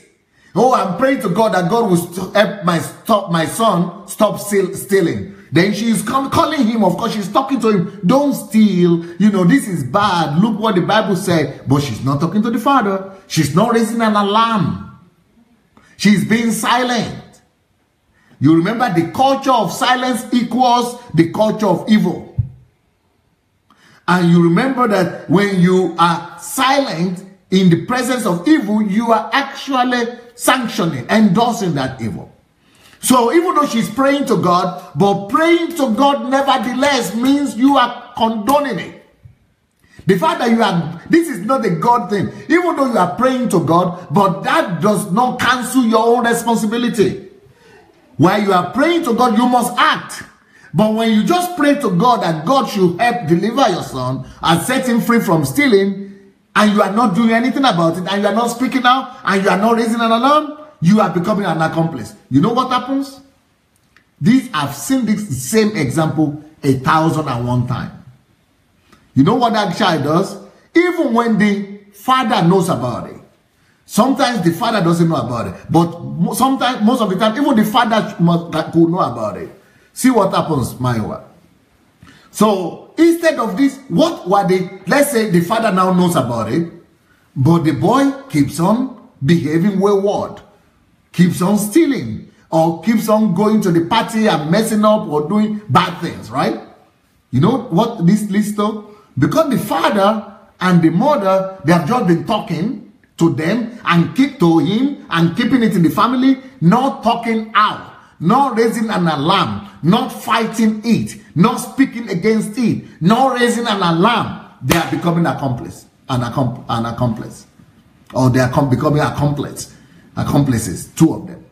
Now, what later happens is that they are keeping it in the family. You know, their whole idea is that this is our whole family. We love our family. And because it's our family, we don't want disgrace. Because it's our family, we want to protect our family. We want to protect the name of our family. We want to protect our child. It's our child. Nobody will care for him if we don't. Don't let anybody know. Don't let the relatives know. Don't let the family know. Don't let the police know. Don't let anybody know. Then you know what happens? One day, this child, what the father and the mother didn't know, is that the money he had been stealing, he had actually been stealing it and using it to buy drugs. But he didn't start out with drugs. He started out with stealing the money, just stealing, and using it to buy candy or things, and then started stealing and using it to go to discotheque or to go after girls. Then one day, the police calls them. They didn't raise the alarm. They didn't want police to know. They didn't want anybody to know. But that evil itself, that is what happened with silence. When you are silent, the evil itself will expose you. You cannot fight evil through silence. You cannot, conceive evil. It's inconceivable. You cannot put it under just say, okay, we'll just keep it here. Itself, it is the same evil that you are covering that will go and expose you. It is the same evil that you are covering that will go and make noise about you. So now, they didn't want the relatives to know. They didn't want the family to know. They didn't want every extended people to know. They didn't want the social council to know. They didn't want the welfare organization to know. They didn't want the police to know. Now, the police themselves are calling. Oh, we have your son here in jail. Everything is just gone awry. From didn't want anybody to know to absolutely becoming a disgrace. And now they couldn't tell the police that, oh, we knew. So you knew? Why didn't you take him to the rehab center? Why didn't you do anything about it? Why didn't you stop it? Because they did not raise an alarm. That evil could not be stopped. And that evil had just progressed. So love, therefore, is in the case that you have rebuked the child, you have covered for him one time, covered for him second time, covered for him third time. Same with husbands. And he continues, it is no more love. It is no more love for you to keep on covering for him. Because if you keep on covering for him like that, you are not loving him, you are actually accompanying him. You are actually consenting is evil. You are actually becoming a partner in evil. And that evil now will raise the alarm against you. And God, the God that you are praying to, will not protect you. And you'll be wondering, why is it that we are praying to God? We are going to night vigils. We are going to prayer houses. We are praying to God. We are going to men of God. They are praying men of God or no men of God or are not, whatever. Night prayers, no night prayer, night vigil. Is no more going to help. God is just going to go deaf and mute on you. At least that's what you are going to feel like. You would think God has gone deaf and mute even on you. And the reason is because God has principles. God has order. God has his way of model of thinking. And God has his principle that will not be violated just because of you. So the question I'm raising today is, how come God says love covers a multitude of sin, and then I've got to go and report my son? Because if you cover for him the first time and he's still doing the evil, cover for him the second time and he's still doing the evil, cover for him the third time and he's still doing the evil, that is no more covering for him. That is no more love that covers multitude of evil. Because you already have multitude right there. And if you keep on covering for him at that point, you become an accomplice with him. And that evil is going to grow. And that evil will grow to be a volcano. And when volcano erupts, you don't conceive it. Nobody has succeeded in conceiving, and the eruption of a volcano. It's going to come out big and loud, and it's going to overwhelm you. It's not going to be pretty. It's going to be much worse than you had wanted to prevent. Because when you say, oh, it's my family, it's our name, oh, what our people think about our family, you think you love your family that way? Because the eruption of that volcano will destroy that good name you've been trying to protect. Same with husbands that are abusive. Have you ever lived or stayed with an abusive husband? He has maybe slapped you or pushed you one time, and you say, oh, hey, I cannot even believe this. Can you believe it? That there are Africans in Europe, in England, or in America, where there are laws. I mean, it's one thing if this is happening to you in Africa, okay? But how come there are abusive homes, domestic violence, in Christian homes in Europe, where you are protected by the law? But you know what people tell me? This happens every day. And you know what ladies tell me? Pastor, I'm just afraid for him. Oh, I don't want them to. If I go and report, if I write the application against him, if I write the report, Pastor, but they're going to put him in jail. I don't want them to put him in jail. I'm just afraid for him. But he's not afraid for himself, my dear. I'm just trying to pity him. Well, he's not pitying himself, my sister. Well, I'm just trying to be protective of him. Maybe you should let him do that. Maybe that's his own function to do. Maybe that's his own responsibility to protect himself, huh? You cannot protect somebody who doesn't want to protect himself now. There is no way you can fight, you can love him more than he loves himself. So, but these ladies actually, endure, and they keep quiet. Let me tell you the principle. So, and then they begin to quote, but the Bible says, love covers multitude of sin. I agree with that. If, let's say, for example, that he is struggling with a sin in his life, maybe he's smoking, or he's masturbating, or he's watching pornography, but something that doesn't affect you, it just is his own life. That's just your own life. Then you could cover for him and pray for him and support him. That is something. But when he's whatever he's doing is affecting other people, like you, is abusing you, he's been abusive to you, and you are telling me love covers? Okay, when will that love covers end? When will it stop? At what point will it, when he kills you? Now, he was first of all shouting at you. You said love covers. Okay, now that one, okay, we're here. He went from shouting to screaming. You said love covers. Okay, we're here. Now, he went from screaming to humiliating you in words, to humiliating you with, morally, to dominating you, to suppressing you as a human being. That is called an abuse right there. And you say, well, I'm afraid, I don't know. And you are already at the verge of committing suicide. And you are saying you don't know. So you love him and you hate yourself. So at that point, when it is no more love covers multitude of sin, because that multitude of sin is going to kill you.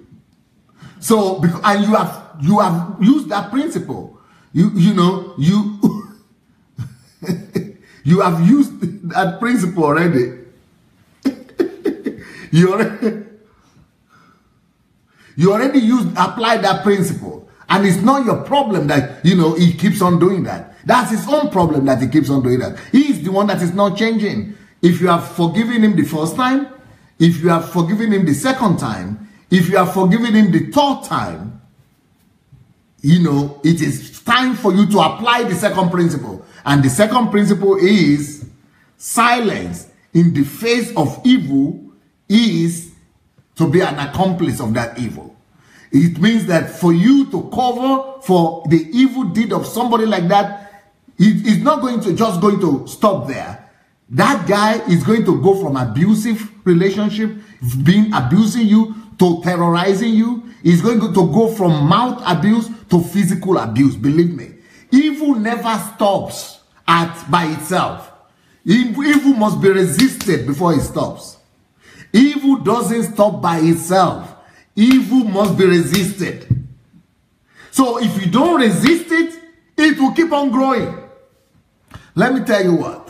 One of the main reasons why men all over the world think it is their right to beat a woman, to abuse a woman, to subdue a woman, to subject a woman to humiliation, is because is all permitted. The culture permitted it, or they are going unpenalized. It's because they are not being penalized. It's because they are not being punished for it. It's because they know they could go scot-free. It is because many of them are coming from countries and nations where these things are not punished, and they are used to the fact that these things are not punished.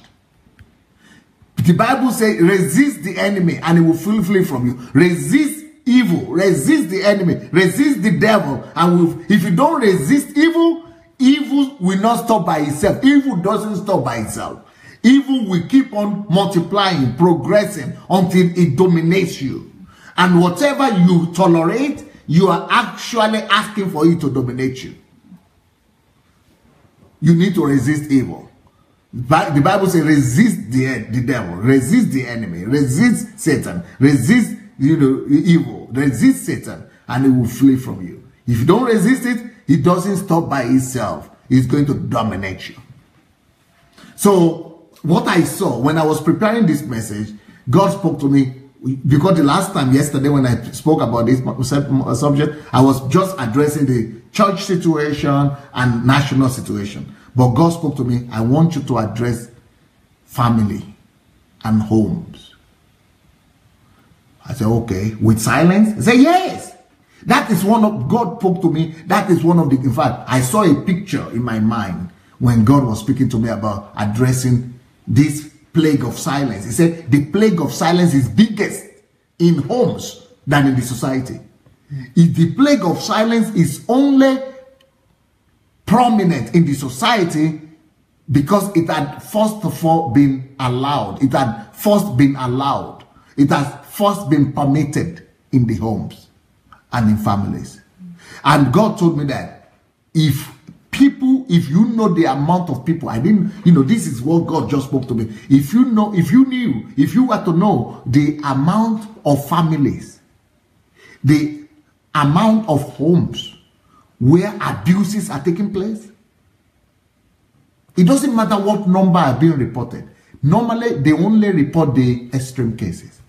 That's what came to my heart, what I saw in the spirit. That it is, in fact, the abuse. In fact, God even told me that all domestic abuse, all of them could stop. At least it could be reduced to the bare minimum. It could be reduced like 90%. All cases of domestic abuse. But it's going to be reduced only when everyone that comes across it at all, in any form of relation, begins to raise their voice. So it is only the culture of not compromise that will stop the culture of abuse. The culture of abuse will not stop. Abuse won't stop by itself. Evil won't stop by itself. So in this domestic abuse and the domestic violence that people talk about, it is spreading, it is growing, and it's going to grow more and more. And the reason is because women are intimidated, and even because churches, and I saw this also when I was preparing for this, God showed me that even churches are spreading, not this thing I'm saying churches are spreading. Churches are rather spreading the culture of silence. That churches are telling people to keep quiet. That churches are telling people to cover. Churches are telling people to endure. Churches are telling people to be quiet. Churches are telling people to be patient. Churches are telling people to be, to just put it under, to leave it alone, not to touch it, not to raise any alarm, not to raise any voice, not to say anything. And because it is the prominent, the position of the society and the position of the church, we are actually abating evil. We are the ones abating evil. We are the ones actually empowering evil.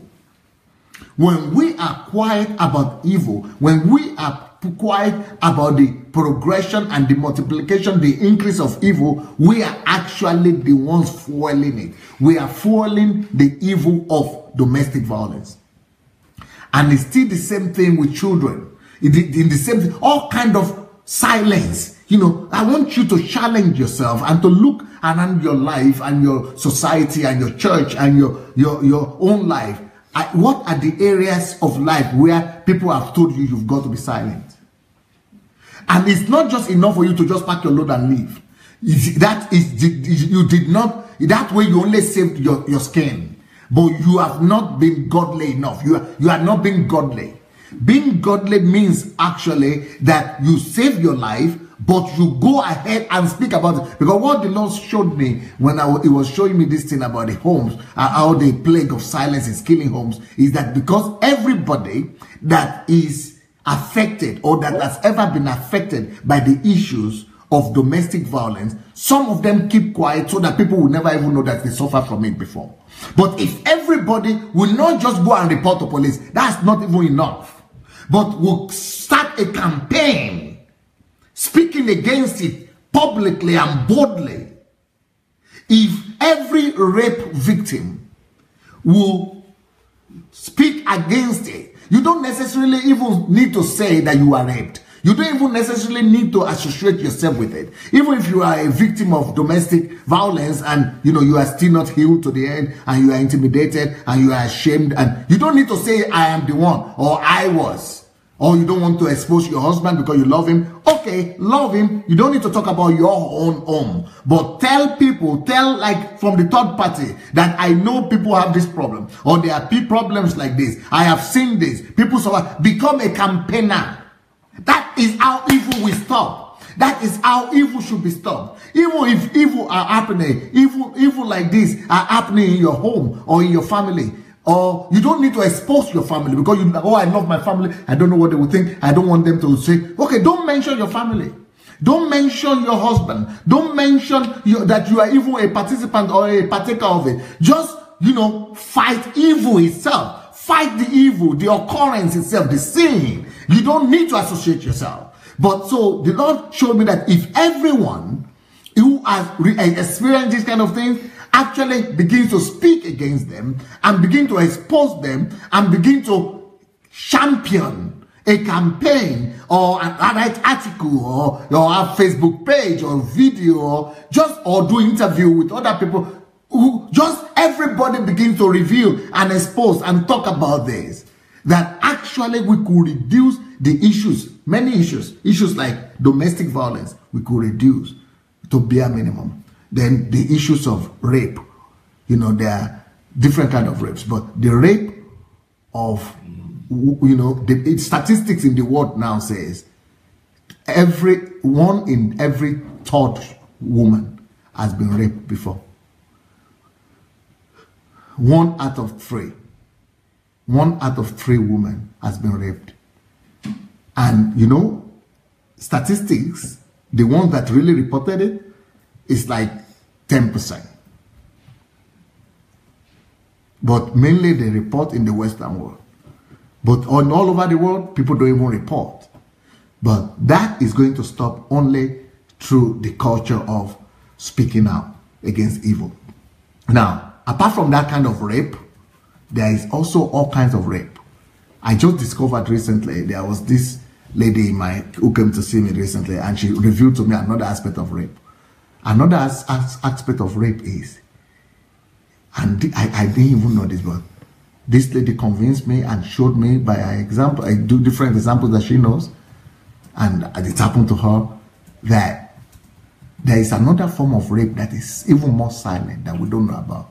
It is the rape when young girls are being abused and raped by relatives in the home, or in the family home, or in the relative home, among the rape among the relatives, rape among the relatives, things like that happen. For example, in her own case, she was a student in high school or primary school, and they sent her to her uncle, who doesn't go to her uncle for holidays. Every kid wants to go for holidays, and then they send you with another kid, so you go to your relatives for holidays. And your uncle, not the small uncle in the house, or the husband of the house, the big man that is supposed to be the landlord, is raping a 5-year-old girl, 7-year-old girl, because she cannot talk. She doesn't. In fact, this girl, I think she was 8 or 9. She didn't even know what happened. She didn't even know what that was. It was only later on she got to know that, because she just didn't even know how to describe it. She didn't even know the word for sex. And I personally know that is true, because my son was 11 when I tried to talk to him about sex the first time. And I told him, Perez, sex, what is sex? Can you tell me what sex is? Have you heard of sex before? I said, yeah, I had it. He said, what is it? He said, I don't know, but the way people talk about it is like it's inside you somewhere. It should be in your tummy somewhere. He's 11 and was saying sex. So I talk less of a girl that is 9, 7. She doesn't even know what sex is. She doesn't know what was that. What just happened? What is that? So a lot of rape of such are really going on. And then when she eventually told, and other people, when they tell their mothers normally, their mothers, okay, don't tell Papa, don't let Papa know, don't let anybody know. Okay, no problem. Oh, we don't want to spoil the relationship with the relatives, or with our relatives, or our uncle. So this is like family incest. Is it incest? It's called? Yeah, it's like incest. Yeah, almost incest, because incest is more like blood connected, but like parents and things. But this is like rape. So I heard that a lot of this kind of rape happens, but they are also growing. Mainly because of silence. Another form of rape that is also prominent, that people in the developed world might not know about, but that the West has begun to raise alarm on, is the rape that happens within the family. I heard, and now I've come to realize it now more. And in fact, when I was having retreat, I used to do retreat seminars or retreat for HMT for men in my own church. This was, but if all these men themselves were telling me about their own relationship with their wives, and they didn't even know that would qualify for sex, for rape. Okay, for example, one guy was telling me, and I had to tell him that's wrong. This is a guy that comes to church. A lot of things happen in the name of family. People think it's family. No, since you are my wife. Okay, for example, let me tell you one instance that one guy told me about. He said, I don't know what's wrong with he was complaining actually. I don't know what's wrong with my wife. So he was asking me a question, how to fix this problem. What's your problem? My wife, sometimes because I'm watching television after work, I'm tired, I'm watching TV, I ate, I need to watch TV first. But she goes to the bedroom that time. Or, she says she's tired, she goes to sleep. Or I'm still not ready for bed. Maybe I'm studying on internet. So by the time I'm ready to go to bed, I come to the bedroom to her and she's sleeping. So I said, so how do you resolve that? I try to wake her up, but she's sleeping. So what we have resolved, the way we have resolved this is this. Listen to this, you will not believe this. Whenever I go, I'm ready. I just go there, open her leg, and do what I need to do, and that's all. That's the way I've been satisfying myself. I go there, she's sleeping. I go there, open her legs, and do what I need to do. And he is complaining against her that she is the one not waking up. So, but she has also gotten used to, no, not gotten used to. I don't think a woman will ever get used to. I think, so in the name of marriage, Because she is thinking, because I got to speak to her later on, and she is telling me, you know, they have taught them in the church.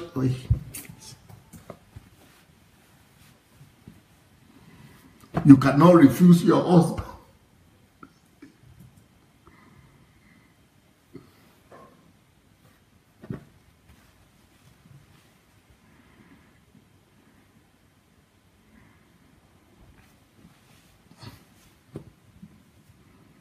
I'm sorry, guys.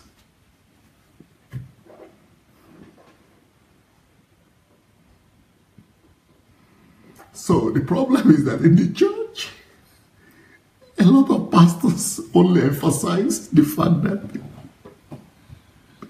if you're a woman and you are married, then you cannot refuse your husband. So under that teaching or that doctrine that you cannot refuse your husband, women suffer a lot of atrocities against themselves. A lot of women suffer a lot of atrocities. Oh, sorry, you can go.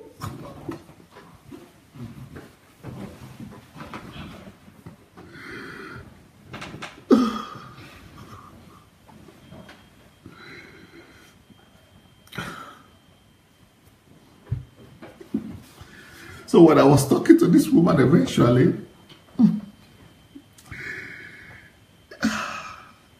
that was our own excuse and our own explanation. That we've been taught that, you know,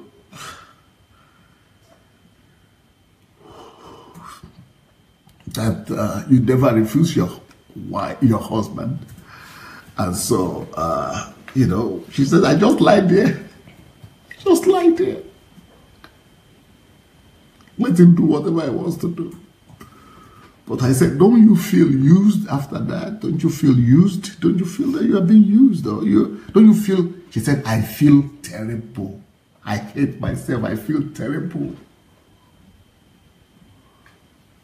And then other women have told me 1,001 times that I feel like I'm a street girl. I feel like I'm a street girl. I feel like, I mean, he only comes to, it's as if he has bought me, as if he only comes to do what he needs to do and just goes about his own business. I'm sorry, guys. I didn't even get to open the scriptures. I have a scripture here, I have some quotation here, but I couldn't kind of get into it today.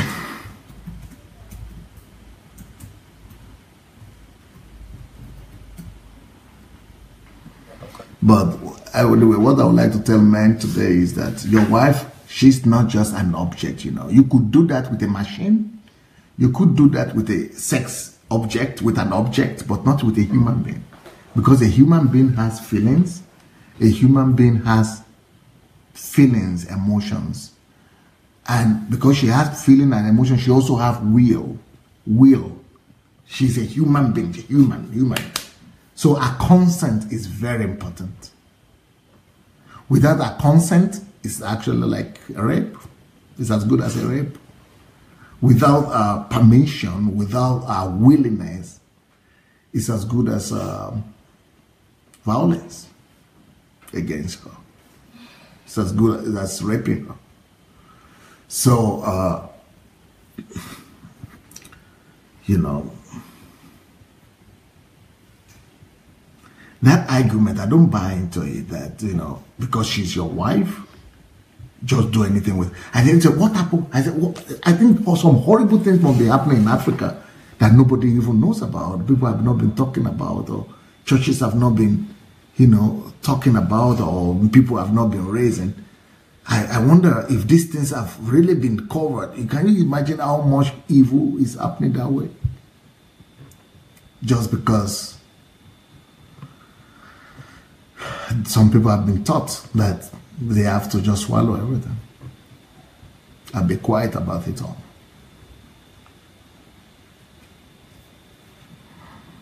So, what can I say now? I've actually not started my message. I will continue tomorrow. You know, we do this every day. I'm here twice a day. Today, 7 p.m. UK time, Nigerian time, and 12 noon Eastern time in America. Yeah, I'm here every day. And then earlier, 2 hours earlier, 5 p.m. Nigerian time, 5 p.m. UK time, and 2 p.m. Eastern time in America as well, 2 p.m. Eastern time. So I'm here, and I'm going to continue this tomorrow. Like I said, I've not even opened the scripture yet. I've not even opened the scripture, and I have many scriptures here. And you know, I think I should allow other people to speak. Carol Weiss, you want to talk? Or anybody, you want to talk? Okay, you come and deliver them. The ladies will come later. Or you, Victor, you want to be the first one? Okay. Because he was talking about you yesterday that you're always the first one. But now you are in now. So I will follow you and do this. I'll scatter the place. Yeah, hello everyone once again. Good evening. This is Anu. Well, it's Dr. Sunday ended on a very, very emotional note because you know, coming down to the level of family, I think that is the basis of everything, because the nation that we see and the nation that we have is a product of what is going on in the home, in the family. And a nation that would be silent is a family that has developed that culture of silence. So if there is silence in the family, and that's nuclear, that's just within, let's say, 4 or 5 people, and things are going on there and no one can voice that out, how much more on a larger scale of a nation? And this plague of silence, and you know, today the culture of silence being equal to the culture of evil is so important. And for me, I'm just thinking about how many evils have prevailed in our nation because it prevailed in the family. I'm thinking about how many things are wrong with our nation right now, and it's easy it's easy for us to blame the president. It is easy for us to blame the government, but it started from the family. It started with the physical abuse from the father to the mother that the children can see, but the mother is quiet about it. They can see daddy beats mommy, but mommy is acting like everything is all right. And then they ask mommy, that mom, what is wrong? What is happening? And mommy is saying, don't worry, the Lord is here with us. The Lord will strengthen us. The Lord is in control. And all of this is what is actually eating the whole nation up like a cancer, and is making us have the nation that we have today. So if there will be any transformation in the nation, and that is the reason why I strongly believe that was the voice of God, for us to come to the family. Because if the family can be healed, the nation will be healed. If things that are going on in the family can be addressed, I am 100% sure that our nation will be transformed. If a son is going through something in his family done to him by his dad, and he can come and say, Dad, can we have a talk? Dad, can we sit down and can we have a discussion about this? You did this and I didn't quite like it. Can we have a discussion? You see, that is one of the reasons why Nigeria is in its state where it is right now, because of the kind of culture we have. We have a lot of things that we've been, I don't want to use the word brainwashed, but we've been somehow configured, and we've been trained in such a way that silence is perceived as a virtue. As a virtue. and like what Pastor said that the church has become the what should I use? Accomplice. Yes, the accomplice of this. You see, I know the story of someone who happens to be close to me, who is in an she is in an abusive relationship, married to a man who is abusing her. Now, the question is, why would she still be in that house, knowing fully well that this man doesn't have any iota of value for her?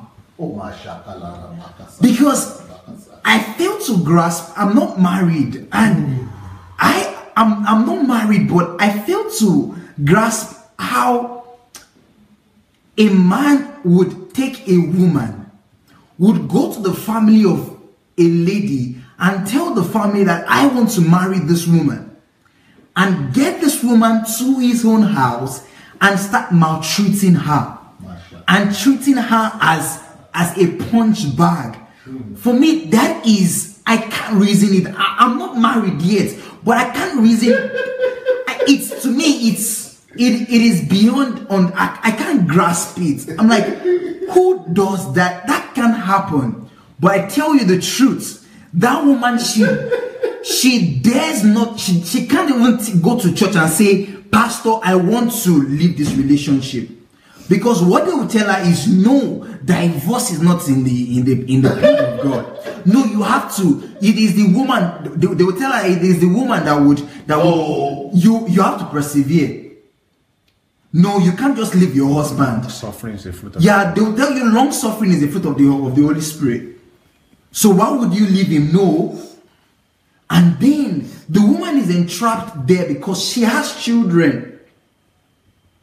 And so there is so much, and that is the reason why, if this can be dealt in the family, I strongly believe that if this can be dealt in the family, Lord, then the nation has hope.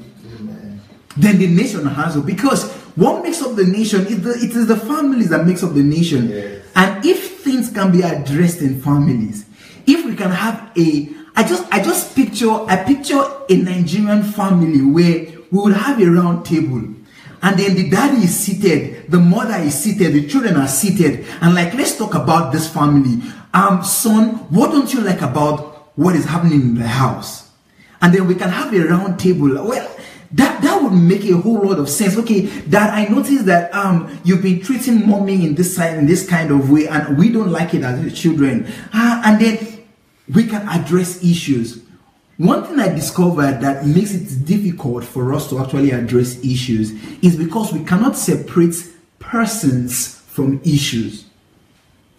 And that is the reason why many times it is difficult for us to address issues, because we don't want to address the person. For example, my dad is amazing, but let's just say there is this dad that sleeps around. And then the son happens to know that his dad sleeps around. Now, it is his dad. But the issue there is dad is involved in adultery. But because we've not been trained on how to separate, this is daddy, that you're my father and I respect you as my father. But daddy, this is an issue. So we need to trust this issue, and I still respect your person. Yeah. I'm not going to say that because I see that you commit adultery now, I treat you as dung. No, Dad, I respect you as my dad. But then we need to trust this issue out. Yeah. So if we can break issues out of personalities, okay, Dad, this is the issue. Let's talk about it. But because we can't address issues, and because we can't separate issues from personalities, then we just decide to be silent. And like what Dr. Sunday said today, evil would not automatically disappear. Never. Anytime an evil occurrence starts, it starts to build, never to end. But the only way that evil can be quenched, the only way evil can stop, is when we speak against it. And what is happening in families would continually occur until people begin to speak. Imagine like you rightly said, imagine every woman who is physically abused or verbally abused goes on Facebook and starts talking about it. Even the man himself will be he will be ashamed. He will take off. She just gets her iPad. She just gets her iPad and then she starts saying, okay, so I want to tell you guys about what happened. This is what happened. And then even the man will be ashamed. But the reason why, and the sad thing is, the people that answers and solutions are expected from, they don't bring the solution, because people run to pastors. And then they tell their pastors that pastor, this is what is happening in my family. Do you know the reply they give to most of them? The Lord is in control. Just go and pray about it. God will touch his heart. And then the woman goes to her knees and she starts praying to God too. And he keeps on beating her. And he keeps on beating her. And nothing changes. And nothing changes. And that is why I believe strongly that if we start talking, if we start addressing issues. I remember this word from late Miles Monroe. He said, whatsoever you don't engage in, you can never transform. Whatsoever you run away from, whatsoever you avoid, you can't change. If you avoid it, if you do not engage it, if you run away from it, it will continually remain. But whatsoever needs to be changed must be engaged. If there will be any change at all in any strata, we must engage it. We must talk about it. We must speak about it and not stop until that changes. And would not keep our voice silent. We'll keep talking about it until the change that we want to see must come. And that is the reason why I really want to thank God for this topic. This topic is phenomenal. And if this topic is converted, I'm saying if the mothers listening to us right now, if the fathers listening to us can begin to imbibe this into their families practically and have a time where we say, okay, let's open everything. Let's not sweep anything under the carpet. No more sweeping anything under the carpet. No, we're not more doing that. But let us now have a dinner. During our dinner time, after dinner, let's talk about it. What happened today? How did I act today? Was there anything you noticed about my action today? Would you like to correct? Anything you don't like? Was there anything you don't like? Can you just talk to me about it? I would like to know. Wow. I'm trying to just picture that family. Men, superb. There's no fear. What I noticed is that there is no love in most families. Why? Because the Bible tells us what love is. It says, when there is love, perfect love casts out fear. But what we have in our families today, there is no love because fear is everywhere. Fear is everywhere. Fear has replaced love. Fear has replaced love. It's fear. Let's hear what the woman's side will say. Will you be bold enough to talk? Yes. Let's hear what woman's side will say. Hello everyone. This topic is really heartbreaking. It's breaking because of the angle that Dr. Sunday started to speak about it. The silence and the evil that the silence have caused. And you know, the challenges that we're facing now in society that same challenge is because of this evil of silence. And like Dr. Sunday said, it started from the home. The church started from the home, because it's the people from the home that comes to the church. So we're from the home to the church. And unfortunately, I have seen this too many times. I personally, I think Dr. Sunday was talking about me speaking with respect to relationship and, you know, marriage and abuses. I'm a single girl and I have not been married, but no matter what time anybody talks to me about marriage, the first thing I look at is their relationship. And I started from my relationship or my parents' relationship, and I see what happens in it. Culturally, traditionally, there's some errors that we as children now, that we're rejecting, but not in the right way. We're rejecting it by saying that we're not interested in marriage, we're not interested in relationship. But rather than give a solution, like find a solution, like Dr. Sunday is talking about, we're not even seeking the solution, because we've seen so many atrocities that were caused by silence.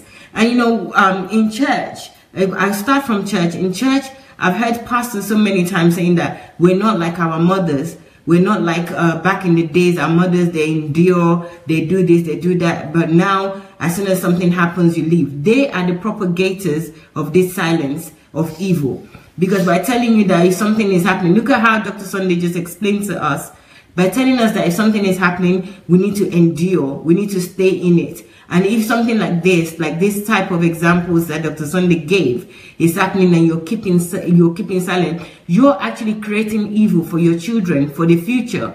And it is very clear, the examples are there, from the step of just doing it to one person and you keeping quiet because it's not you, to the step of doing it to another person and saying that because we're a family, because we're one unit, we shouldn't expose our secret to other people. Again, that's evil that you're keeping for the future. You know, I was told this story of people that a young boy in church that is not well behaved, and everyone would just say, oh, leave him, or it's so-and-so's child, just leave this child. And everybody would just say in the community, just leave him, leave him, leave him.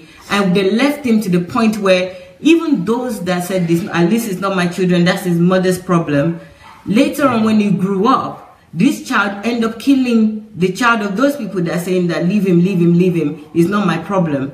And this is the evil of silence, or saying that it's not my problem, it's not my child. So from my point of view of a single person and a relationship and keeping quiet, being told to keep quiet as a female is something that I grew up with throughout. That I'm not patient, I should be patient, I should endure, I should respect men, I should honor men, I should be all sorts of things. It's now that we should start using our brain, and I'm not saying it in the rude way, but you start using our brain. Look at and use these examples, or this to change our world. Use these examples to change our world and have a voice. I hate relationship just because of this culture of silence. I feel like it's unfair. I hated marriage because of this culture of silence, that there's certain things that you can say to a man, and there's certain things that a woman should keep quiet and not do. And also the men boasting about it, that women should be this way, that women are the one that holds the house, you know, and they hold their house by being silent. That's what they mean. You know, they say, I come from a Yoruba culture, and they would say that woman holds the house. How do you hold the house? By you keeping quiet and enduring things that are wrong. You know, the things that we kept quiet about, our children are seeing us, the children sees us, and those things, they also keep quiet about it, and then they suffer in their lives. They suffer in their relationships. So it's really time now. We've seen the examples. We've seen the reasons why we shouldn't keep quiet, what we should do, the steps that we should take, the difference between keeping quiet as in covering the multitude of sins, and keeping quiet as in being part of evil. being the propagator or the accomplice to evil. We've seen the difference between it. We have clear examples now. So there's no excuses, no excuse to say, I am going to keep quiet. I'm just going to let this continue. Love doesn't, there's no fear in love. Dr. Anu just said that there's no fear in love. So what Dr. Anu and Pastor Sunday just said in terms of there is no love, there is no care, by you loving other people more than you love yourself. We discussed about loving today in attributes that we love about Dr. Sunday earlier. If you haven't watched that, you should watch it later. But we talked about it that that the love, there's no fear in love. That love gives, because love knows that I have abundance, and if you have abundance of love, then you express it by not fearing, by speaking your mind in love. And Dr. Sunday said that he hates the sin, that dislike the sin, but it's not the person that you dislike. So by you not saying something, you're actually also disliking the person, because you cannot truly love somebody by keeping quiet on something wrong that they're doing or they have done. So please, I just want to urge everybody that we really need to work on this and make sure that we speak out. We speak out as soon as something happens. We speak out in love. We speak out the truth. And even when we're doing something that is wrong as well, not just speak out against other people, but speak out when you're doing something wrong. Because as others are doing things wrong to us, we are also doing wrong things to others. And we also suppress people to keep quiet. We expect people to keep quiet when we are doing something wrong. We should not keep quiet over our own wrongdoings as well. So if you're doing something that is wrong, the best way to find a solution, be the first one to talk about be the first one to talk about it. Discuss that I'm doing this wrong. Be truthful to yourself as well. Don't keep silent on your own issue too, because if you keep quiet on your own issue, you're encouraging that issue to grow. And then when it grows to something that is so big, then it will cause your problem in your future, in your relationship, in development with others. So this is not just one-sided, that we're keeping quiet just on what others are doing, but we must not keep quiet on what we are doing as individuals, because I think that a lot of the time whenever we're talking about a behavior, we look upon other people that are doing this behavior, but we should also look upon ourselves as as a person that is behaving in this manner. So the first thing is that keeping quiet in the home is destroying. It goes out to destroy the church, goes out to destroy the nations, goes out to destroy the countries. It's not everything starts from the home. We are the nation. We are the individual in the nation. We're not. The nation is not just on its own. Without people, we are the people in the nation. So whatever behavior, whatever we see that the government are doing or anybody else is doing, is because it started from us. It started from the home, and we can do something about it. I really love the bold statement that Dr. Sunday made, that we can stop it. We can stop it. We can eradicate this silence and this abuse and this evil that is going on if we speak. He said we can eradicate 90%, even though the ones that are reported are only the reported rapes and other issues in the home are only a minute percentage. We can still eradicate everything. We can. There will be no more abuses, no more silence. There will be no more evil if we don't keep silent. So it's really time for us to now start speaking. And the other thing I want to mention is that in terms of relationship is that you're having a bad relationship that is very clear to other people. I'm talking from a female point of view. Everybody can see that this relationship is bad, it's not good, and you're going around, you can't see it, and but you can't see it, but you're going around telling young girls and other people that marriage is good, that marriage should be is ordained by God, when clearly your relationship marriage is ordained from God. Yes, it's ordained from God, but you're not a good example to be giving that. Telling everybody that you should go into marriage when you are showing bad example of that. If you want to If you want something, if something like marriage, you truly believe that it was ordained from God, you shouldn't be enduring in silence. You should know that you should do it clearly. You don't help God to make God marriage good by you enduring and keeping silent. You should do the right thing in the marriage and also allow the right things in the marriage. It's not right that because you're propagating people to dislike marriage when in yours it's not good, and you're telling others can see it. They're seeing all the problems and all the silence that you're keeping, and you're going around telling others that it's great, it's good. You're making God's work look bad.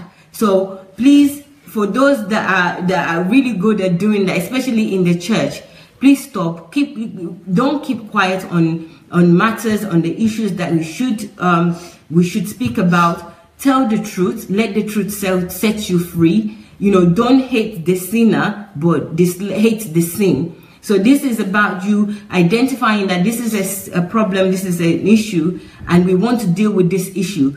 You don't deal with issues by keeping quiet and saying nothing. You deal with issues by speaking about the issue and letting the person know that this is wrong. Or you actually speak by you not allowing it, removing yourself from the situation. If you're not somebody that talks, because sometimes we think that silence or not being silent is about speaking. It's not just about speaking alone. It's about you taking action.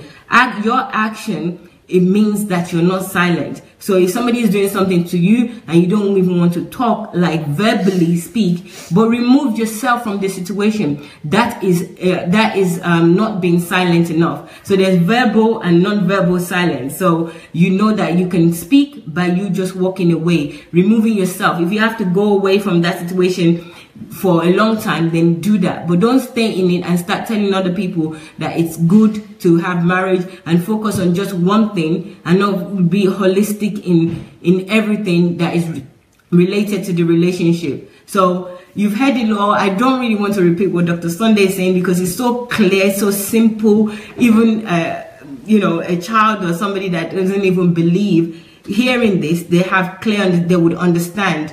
So I don't want to repeat. To share. Yes. And to join the to yes. Dr. Sunday is just reminding me that I should tell you to share. So guys, please share this. And also don't just share, copy the link and send it to somebody else, because somebody will benefit from this. The people that probably are not on Facebook right now, they don't usually go on Facebook, but if you copy this link and send it to them, they'll be able to benefit from this, because this is not just for one set of group of people, it's for everybody. It's for even the children in the house. If the parents are not going to listen to this, even the children can listen to this, because they can hear this, they can have the understanding. God will give them clarity to know that they shouldn't keep quiet too, because their parents, yes, they shouldn't keep quiet. And this is an opportunity also for you to join the movement and see the reason, to see the value in the movement. The movement is the movement against deception. A movement against deception in the church. We started a movement, and it's called movement against deception in the church. So this is part of this teaching and previous teaching, which started on the prostitution of tithes and offering. And it's about the silence that we have kept for so long of all the atrocities in the church, in churches all around the world, not just in Africa, but in England. I'm from England, in other European countries, in America, the atrocities that are being committed in the name of God by leaders within the organization, within the church. We want this to stop. We want the truth to prevail. We want a new church. We want people to be liberated. So this movement was started by Dr. Sunday, and it's titled Movement Against Deception in the Church. There's a page, you can like the page. It's on Facebook, and there's a group. This group is important to join the group, because most of the information or the last meeting we had was within the group, because it's a closed group. So join both the page and also join the group. And also there's a form. The form, I will ping it on now on Dr. Sunday's page and on the movement page. Complete the form so that we can have your contact details and especially your emails. We have a lot of work to do. This weekend, we need to invite you. Yes, we have a lot of work to do, and we have we send out information, we send out communication. For example, we've already we had the first meeting last Friday. We had the from midnight here in Ukraine until 4 a.m. in the morning. You can see how important it is. Some of the information that was shared within that meeting, you will not believe it. So if you haven't joined, first of all, fill the form so that we will have your contact details. We have another meeting that is set for Friday. Maybe this weekend. Yes, I said that. It's either going to be 11 a.m. on 11 p.m. this Friday evening, which is the 30th of June, or it would be on Saturday, 2 p.m. On Saturday. So we're planning either both. Just go and fill the form. Okay. Dr. Sunday is saying that you should just go and fill the form. It's important to fill the form because if you fill, it makes sense. If you fill the form, we have your details, so we can send you exactly when it is, and we can send you the ping you need to dial in or how you need to get in touch. So the first thing is to fill the form, okay, and join the movement. We need to stop this. The deception that we've lived with in our homes, we need to stop it in the church so that we can propagate it all throughout our own lives, not just in the church, but in life and in the nation as a whole, in countries and nations and continents. We need the truth to prevail. So thank you very much. Who's coming next? Yes, let me just put clarity there. We started a movement, and we shouldn't ever assume that people know. We have to start afresh as if you never said it before. We started a movement, and the movement is called Movement Against Deception in the Church. Movement Against Deception in the Church. So this movement, we need you to go register if you want to participate in it, and if you want to stop the deception, you want to help end all kind of atrocities going on in the body of Christ these days. You want to join the group? You go. My wife is going to pin it right now. Follow that link. Go and fill it out. Go and fill the form out, and then we will invite you to the meeting. Now, I have a question to all of you. When will you like us to have the meeting? When is it better for you time-wise? Should we do it 11, because it's going to be a long meeting, minimum 4 hours meeting. So we could do it immediately after the evening service on Friday, which is going to be like 11 o'clock our time here, or 12 o'clock our time, which is like 10 o'clock your time, or 9 o'clock your time in England and Nigeria, and in the UK that might be, no, in America that could be 4, 5 o'clock in America, Eastern time. So is it better to do it in the evening like that? Our time is evening, or it's better to do it during the day on Saturday? Because in our place it will mean at night. The last time we did it, we ended at 4 o'clock in the morning, our Ukraine time. So should we just do it? Is it better to just do it during the day on Saturday, which would mean 10 o'clock, which would mean 12 noon Nigerian time and 12 noon British time, and 7 p.m. In Eastern time in America. So is it better Saturday in the day, or is better deep in the night on Friday night? So you people, I want you people to say something. Please go ahead and write something about that so that we could decide. Can we do 7 p.m. on Friday? You cannot do 7 p.m. on Flora.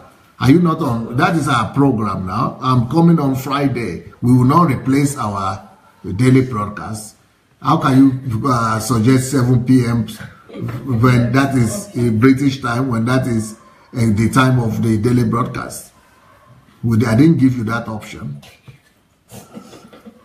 Okay, 12 British time, Saturday, Saturday or Friday, 10 British time or 9 British time.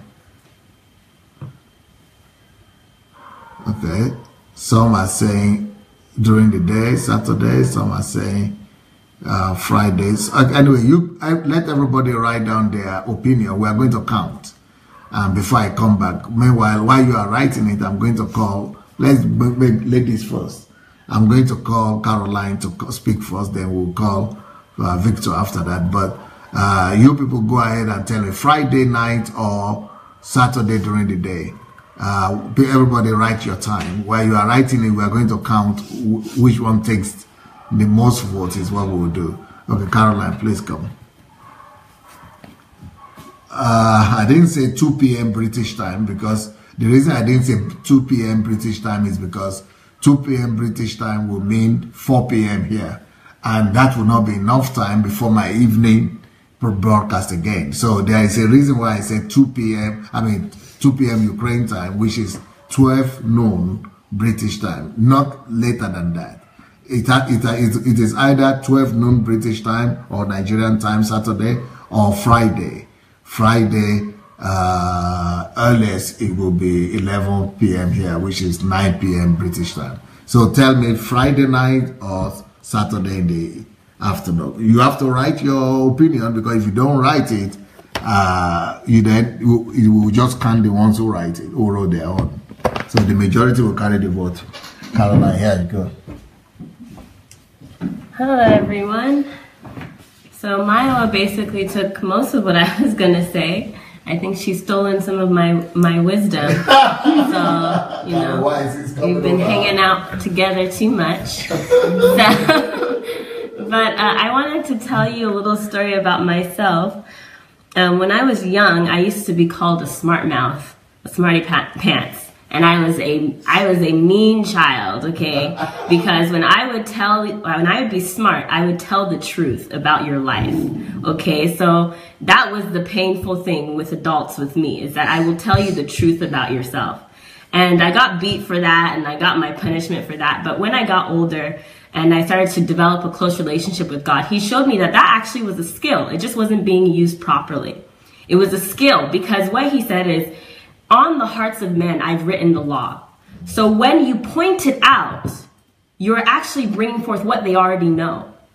But if you wait, if you leave it silent, as Pastor has been saying, what you do is you give way for them to justify. You give them a leeway for, what do they call it, the crows of the air to steal from them.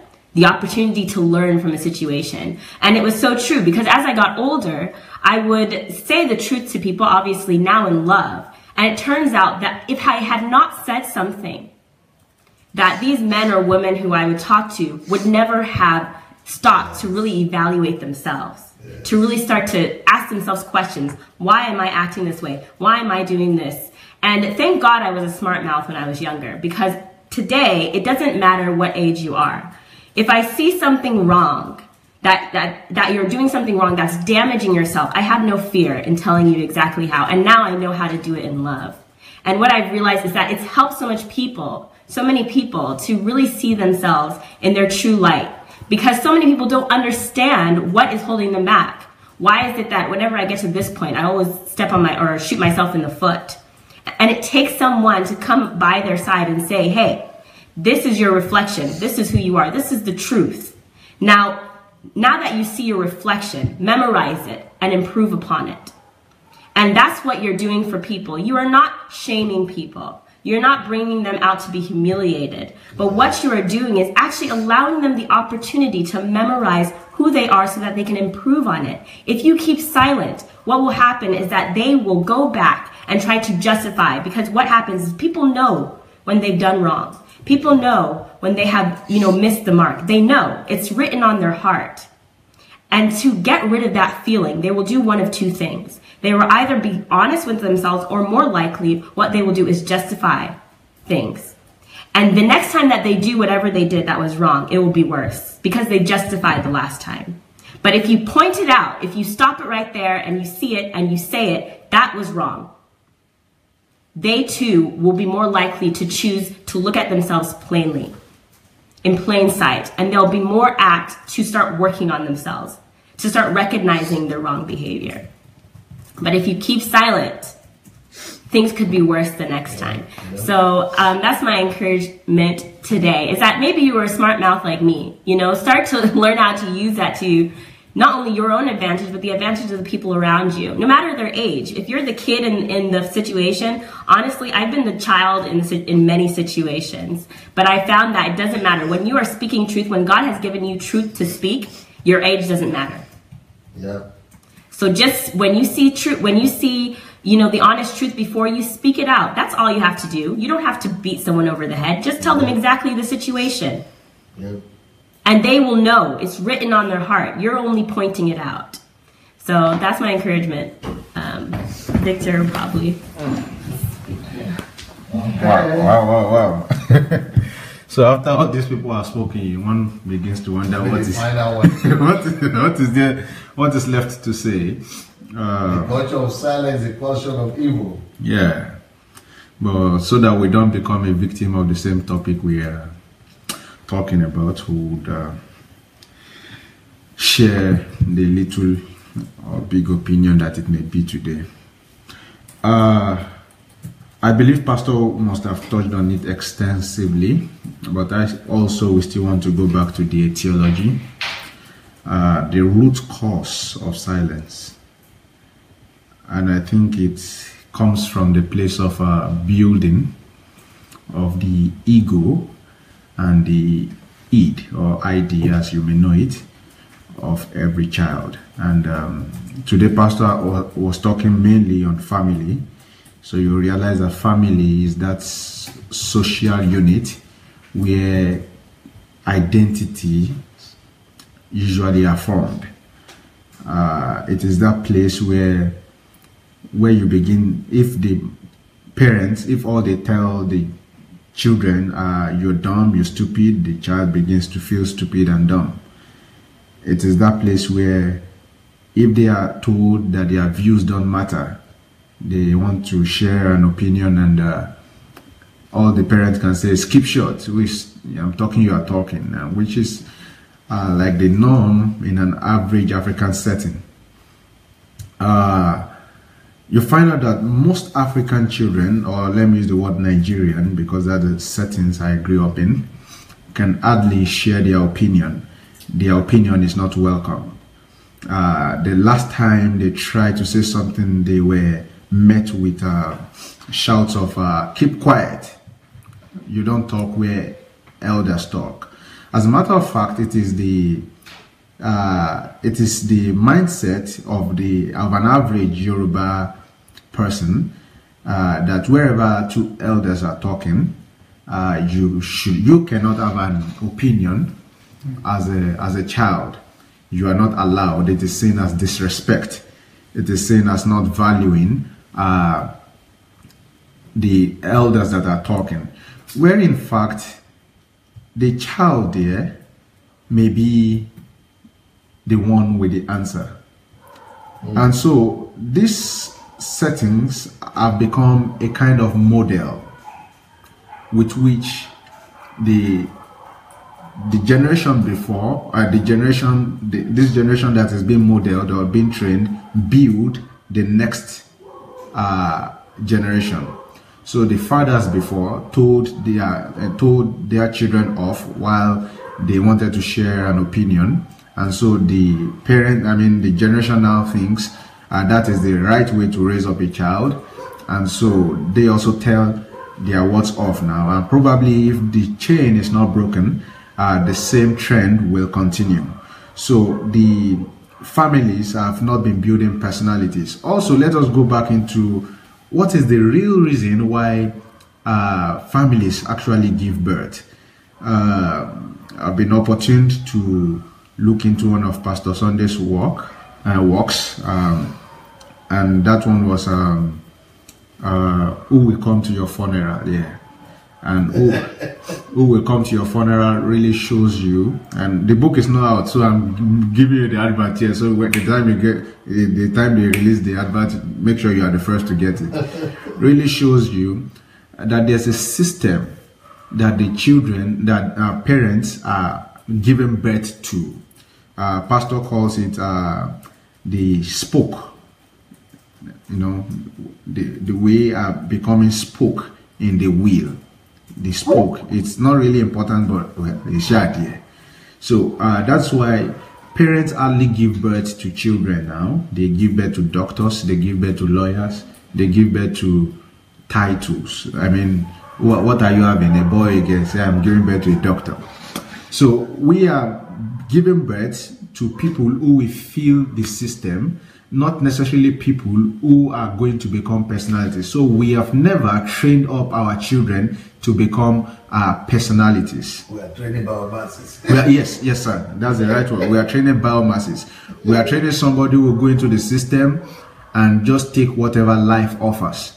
And so we start training them like that by telling them to accept whatever we offer at home, even when it is antithetical or it is against the ideals of that same child. So we've told them that they cannot choose what they want. We've told them that they cannot have options, that they must just take whatever it is that they are being served. You know, for example, maybe in the house, this child does not like this particular type of food. He just doesn't like it, but he cannot voice out. So we've trained them so much that they now see silence as a virtue. Yes, as a virtue. Because now to be the good boy at home, I must keep quiet about the particular thing I don't like. Because if I am to talk about it, I am going to be the bad person. Thank God for rebels like us.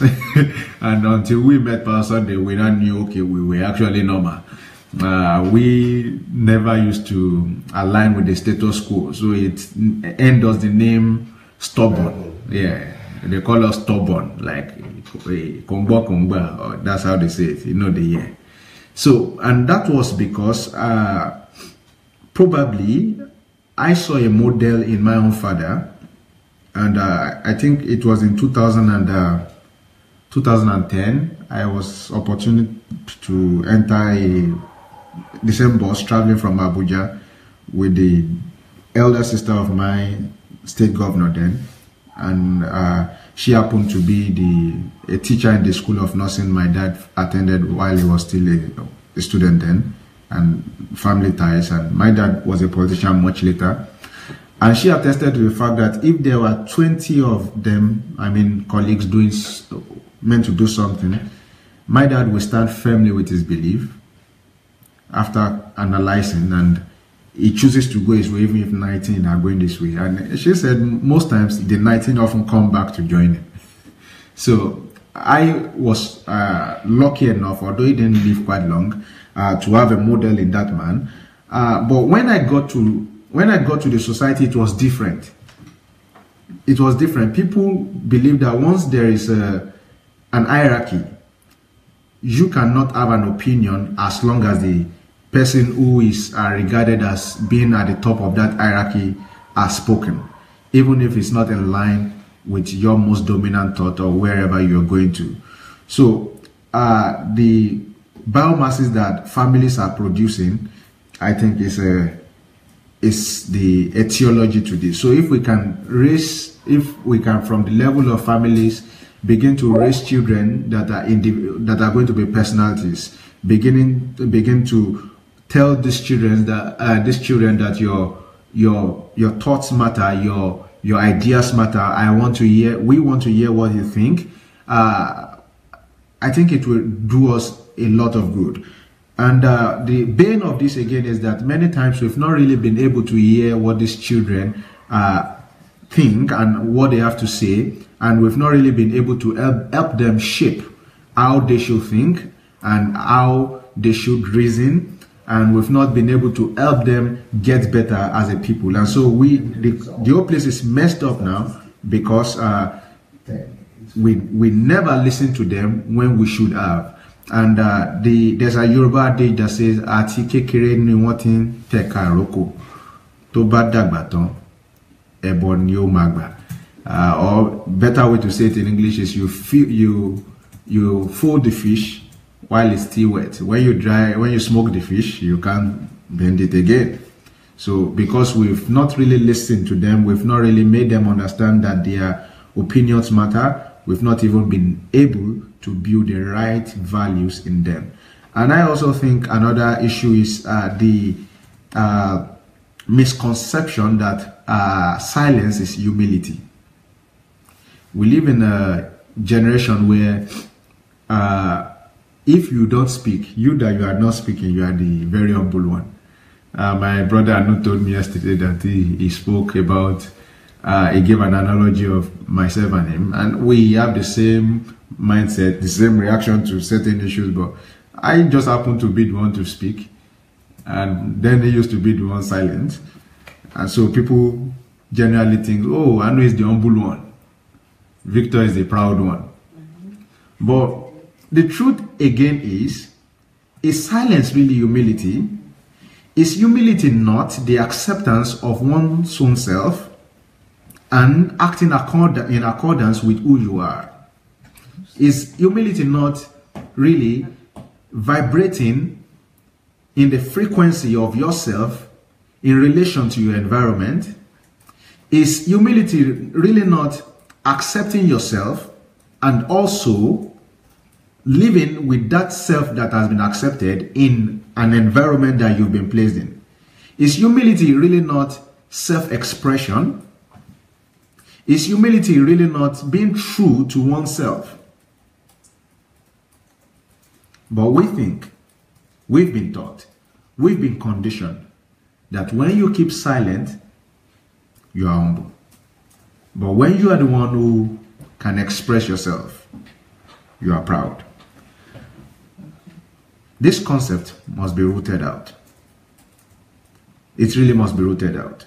And I think the people, or where the embers of that are being found, those who find the embers of this misconception are even in the church. Are even in the church. Because it is in the church that you really cannot have an opinion. When the pastor has said it, that is all. I once was in a church where when things go wrong, people used to know, they knew how to backbite the pastor. But I was the one who would come to the meeting and raise the issues. So I was the bad person, they were the good people. And I was looking at who is deceiving who. At the end of the day, posterity always judge, but things would have, got worse than it should have if actually there was somebody who understood that silence is not humility and voicing out is not pride. It is just an acceptance of who you are and the role you are to play in an environment. What would your role be if you are the only one who can see this and you kept quiet? Don't assume that the next person understands or what is happening. It's just possible that he doesn't even have a clue. You perhaps are the only one who understands the concept of everything happening in that environment. And if you don't talk, it may lead to the suffering of a whole generation. I'm not really sure with my fact, but I'll just still put it out there and it can be confirmed. But I am guessing one of the reasons why Israelites spent much time in the wilderness was because the father-in-law of Moses did not talk on time. Did not give the real thing on time. Because until his advice of sharing them into different divisions and appointing heads, they were still moving around the same mountain. But when he did that, leadership was easy even for Moses. So I think that silence and humility are not on the same level. And don't ever think that you talk too much because you raise pertinent issues. It will never be that you talk too much if the issues that you raise are very pertinent and important. Because talking too much is not in the quantity of speech. Many of us are online, we listen 4 hours to one person because of the quality of what they have to offer. And yet somebody wants to speak to us for 5 minutes and we cannot afford to spend that time with such a person. Why? Because we have considered the quality of their speech. So the same thing with you. You will never talk too much if what you have to say is addressing the important need of your society. So don't ever keep quiet because somebody would have an opinion of how often or how frequent you talk. You just want to be sure of the quality of your speech. So silence is an evil that we need to root out, and I think we need to start from the home by encouraging our children to speak to us, to be more communicating, and we also giving them and we also giving them the listening ear. Yes, so if we do more of listening to our children and encouraging them to talk, not from the judgmental angle, because if we give them the judgmental attitude, they will not come to speak the next time, and you really would not know what is going on with them, and you will not be able to correct anything, and they also will develop that attitude of crawling back to their shell when real issues matter. And the truth is that many times those who are silent carry the words that are a solution. Pastor has said yesterday, and I will quote again today, as he quoted, I think that should be Albert Einstein, that the only thing needed for evil to triumph is when good men do nothing. Desmond Burke. That's Desmond Burke. Okay. That the only thing that is needed for evil to triumph is when good men do nothing. But don't forget again that we have a lot of good people who have been trained never to speak. They mind your business attitude. But the question is again, what is your business? A lot of us think our business are things that happen within our home. But we've forgotten that even the society is our business because we're a part of it. The church is our business because we're a part of it. Everything that vibrates towards your existence or that your existence vibrates towards is your business. And you need to speak where it does matter. Because there will never be a time that your voice will not count. All right, thank you so much. I guess we'll see another time. Thank you so much, Pastor. Yeah.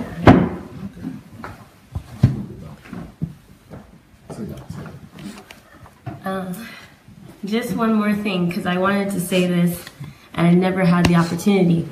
I think this is a perfect time to also ask that older men and women who have had their families, who have had their husbands and their wives and their children, whether you had a great experience or a bad experience, I think that it's necessary for you to share that with the younger generation. Because I found that whenever a young girl like me goes to an older woman and asks her about marriage, what she gets is the prescribed answer. What she gets is what's appropriate. What she gets is what the husband will approve of. But I had the opportunity of sitting with my mom and listening to a woman who was completely honest and candid about both the good and the bad in her relationship, where she went wrong, where he went wrong. She laid out everything about her relationship, and I can't tell you how healing that was. Not only for her, but for me, to be able to hear the truth about a relationship. I think Maiwa talked on it a little bit, about how is it possible that so many people will suggest to you get married and have kids, and they themselves are not completely satisfied with the children that they that they sent out into the world, and they're not really happy about the way their marriage happened, but they'll still say, yeah, you should get married, you should get a husband, you should get children. And they won't sit down with you and tell you their faults. They won't sit down with you and tell you where they went wrong, where they could have done better. because somehow that's taboo, somehow that's wrong, somehow that's bad, somehow that's disrespectful to the family or to their husband. But you will soon be gone, you know, and all that will be left of you is what you pass on to the next generation. If all you pass on to the next generation was a perfect picture that can never be attained, and you know it, and you kept that truth from them, then what really have you passed on? You've passed on a lie that will perpetuate itself. And we cannot continue to do that. I think that's what this platform is for, is to, you know, bring all this dirt up to the surface so we can clear it away.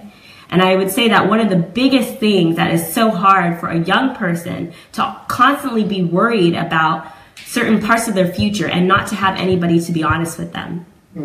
So please, if you have gone through any kind of experience, bad or good, be honest about all of it. Tell somebody, someone younger than you, who's going to be passing on that information to other people. You know, that can heal so many lives just by being honest. Prevent a lot of things. There were so many things I learned in this conversation with this woman who just sat down with me and my mother and just was candid with us. So many things that I have never heard any other woman say. Every other woman would say, oh yeah, we had our issues, but you know, God is faithful.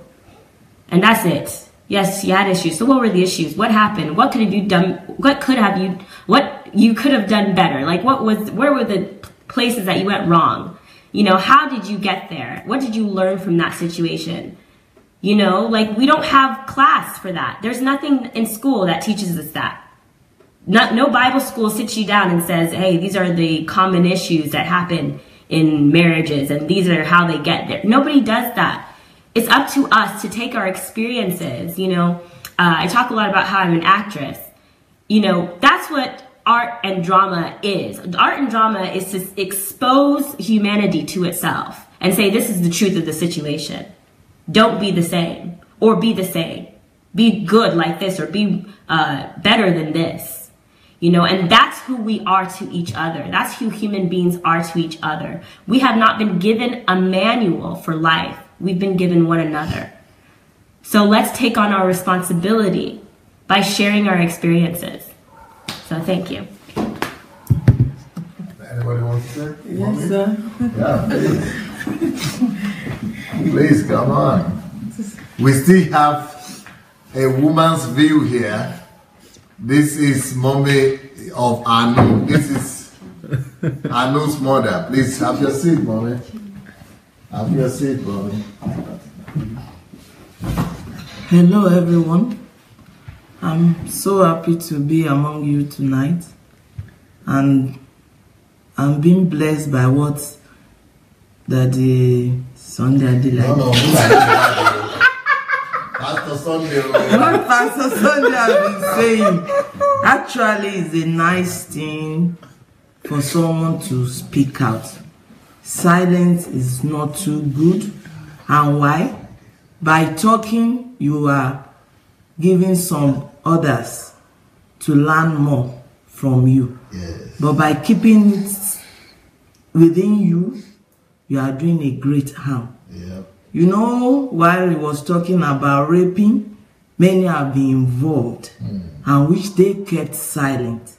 Even if you cannot say it to the whole world, but at least people around you, either in the church, in the neighborhood, people that likes to take after you, should be able, as he has rightly said, that don't say it involves you, but try and tell them that this and this, and you imagine how it happened to you. And by saying it out, either during youth week, either during family setup, maybe family issues, try and say it so to prevent others from being involved in such things. Yeah. And even the young ones, tell them how they can easily prevent themselves from being involved in such a situation. So being silent is not all that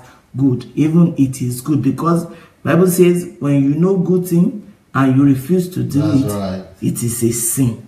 And again, in marriage, I love that my sister that has just spoken. Many people choose wrongly, especially for our youth. But if many people can come out and be able to say, in my choice of getting married, I went into a mistake of this or that, that one will be a lesson for others that are coming behind. That's to say, right. If this thing has happened, yes, it must not happen to me. Yeah. But by keeping silence and telling them that all is good, and you know that you have really made a mistake, in fact, God will not be pleased with you if you are doing that. So I'm being blessed tonight, and I know that I was still going to get more and more. I bless the name of God for as many that has involved in this talk. I know. Will you come and compliment your mom? Yeah. Hello everyone. Well, that's my mom right there. She's been with us in Ukraine, and for your graduation. she came to celebrate with me in my graduation ceremony on Friday, and I'm so happy to have her around, and I'm so happy that she also came out to talk. Yeah, yesterday night we had actually, it was in the evening, she was telling me her own experience of marriage. And she was telling me, and that's why I'm here to just concur what she said. And she was telling me how the whole process was for her, and how she was able to make her choice, what she did, the mistakes that some men made. And she was really very, very open with me. And that is something I also when she was telling me all of that, and I was just going through it, and then just realizing the truth that she was saying, and coupled with what Dr. Sunday was talking about today, why people who have gone through certain experiences should not allow it waste. Why? Because I believe there are many people who have gone through a lot of experiences that should be converted in such a way that the people who are just coming could learn from it, and they could actually use those experiences to make their own choices even better. And I strongly believe that this is opening up and sharing your experience would help a whole lot of people. It would help make people make the right decisions. It will help them also in making right choices, so they don't repeat the same cycle of mistake that you have made. And I'm so happy to hear this, and coupled with the fact that my mom is here too, and she's hearing this firsthand, and then we'll be able to also practice this in our house, and I'm excited, and thank you so much, sir. Yes, sir. All right. Let's go. Okay. All right. So thank you, everybody. I think we had a nice meeting today, and I'm definitely going to continue tomorrow. But you know, we're still trying to find out what day to do our meeting. But go ahead and fill the form. Join the movement against deception in the church, and let's join the movement. Go and fill the form, and we expect to receive a letter from us or from one of the committee members. All right. God bless you guys. Have a wonderful day. Bye.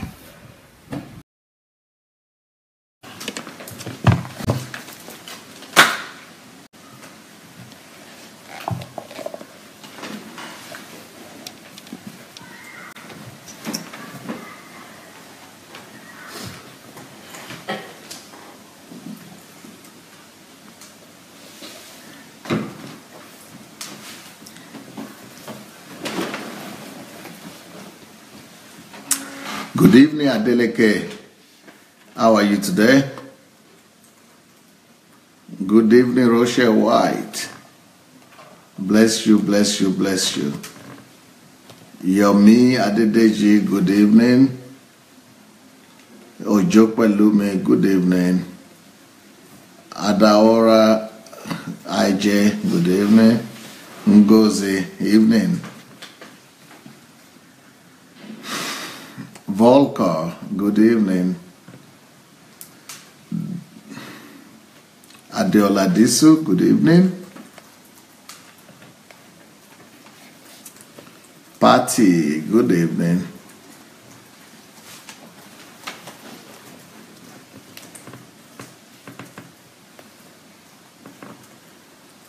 Olaniyi, good evening. Yetunde Omoile, good evening. Denise, good evening. Welcome everyone. Welcome, welcome, welcome. Evans McDonald, good evening. Nkiro Jimadu, good evening. Jay Koke, good evening. Anastasia McDonald, good evening. Ola Martin, good evening. Shinwe, good evening. Israel, welcome. Laulu, welcome. Okay, let me show you the trailer that Kate did yesterday. Let me see if it will work for you today. Okay, will you put it on, please?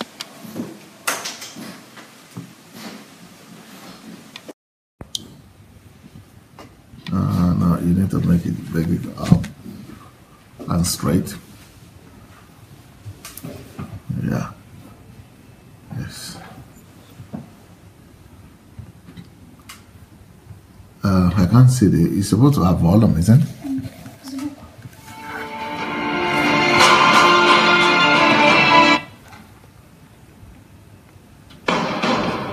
It was okay before. No, I can tell it. Just load it straight.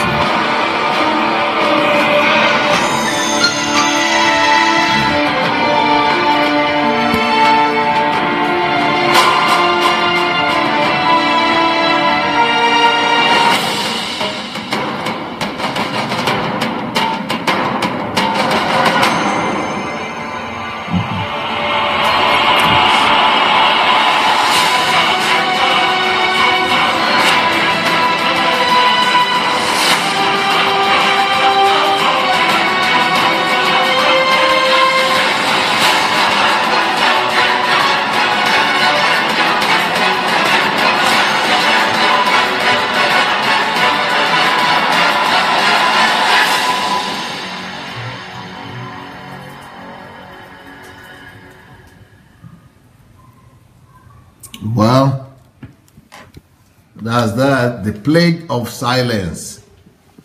That's the topic. The plague of silence. So that is what we are going to be talking about this week. The plague of silence. Welcome everyone once again. Nice to have you all back. Please, let's go and quickly share the link for today's message. Let's go share the link.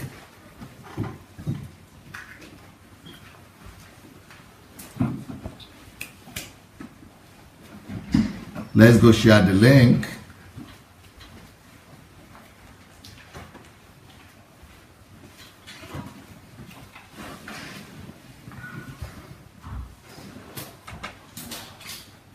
The plague of silence. The plague of silence is what we are dealing with. And today, I'm going to be talking precisely on the topic of the culture of silence equals the culture of evil. The culture of silence equals the culture of evil. Yesterday, I spoke largely about how this culture of silence has brought a lot of devastation, a lot of evil, and a lot of damages to homes, families, and to the lives of women in particular. And we had a lot of things that we spoke about, but You know, the culture of silence is a culture of evil. So today I'm going to continue talking about the culture of silence equals the culture of evil. That means whenever people are silent about evil that is happening, they are actually collaborating with that evil, and they are actually promoting that evil. So we are not supposed to be silent about evil that is happening around us. We are supposed to learn to raise up our voices. The Bible is in the book of Isaiah chapter 62. Isaiah chapter 62. In the book of Isaiah 62 verse 1. In the book of Isaiah 62 verse 1. The Bible tells us that for Zion's sake, I will not hold my peace. And for Jerusalem's sake, I will not rest.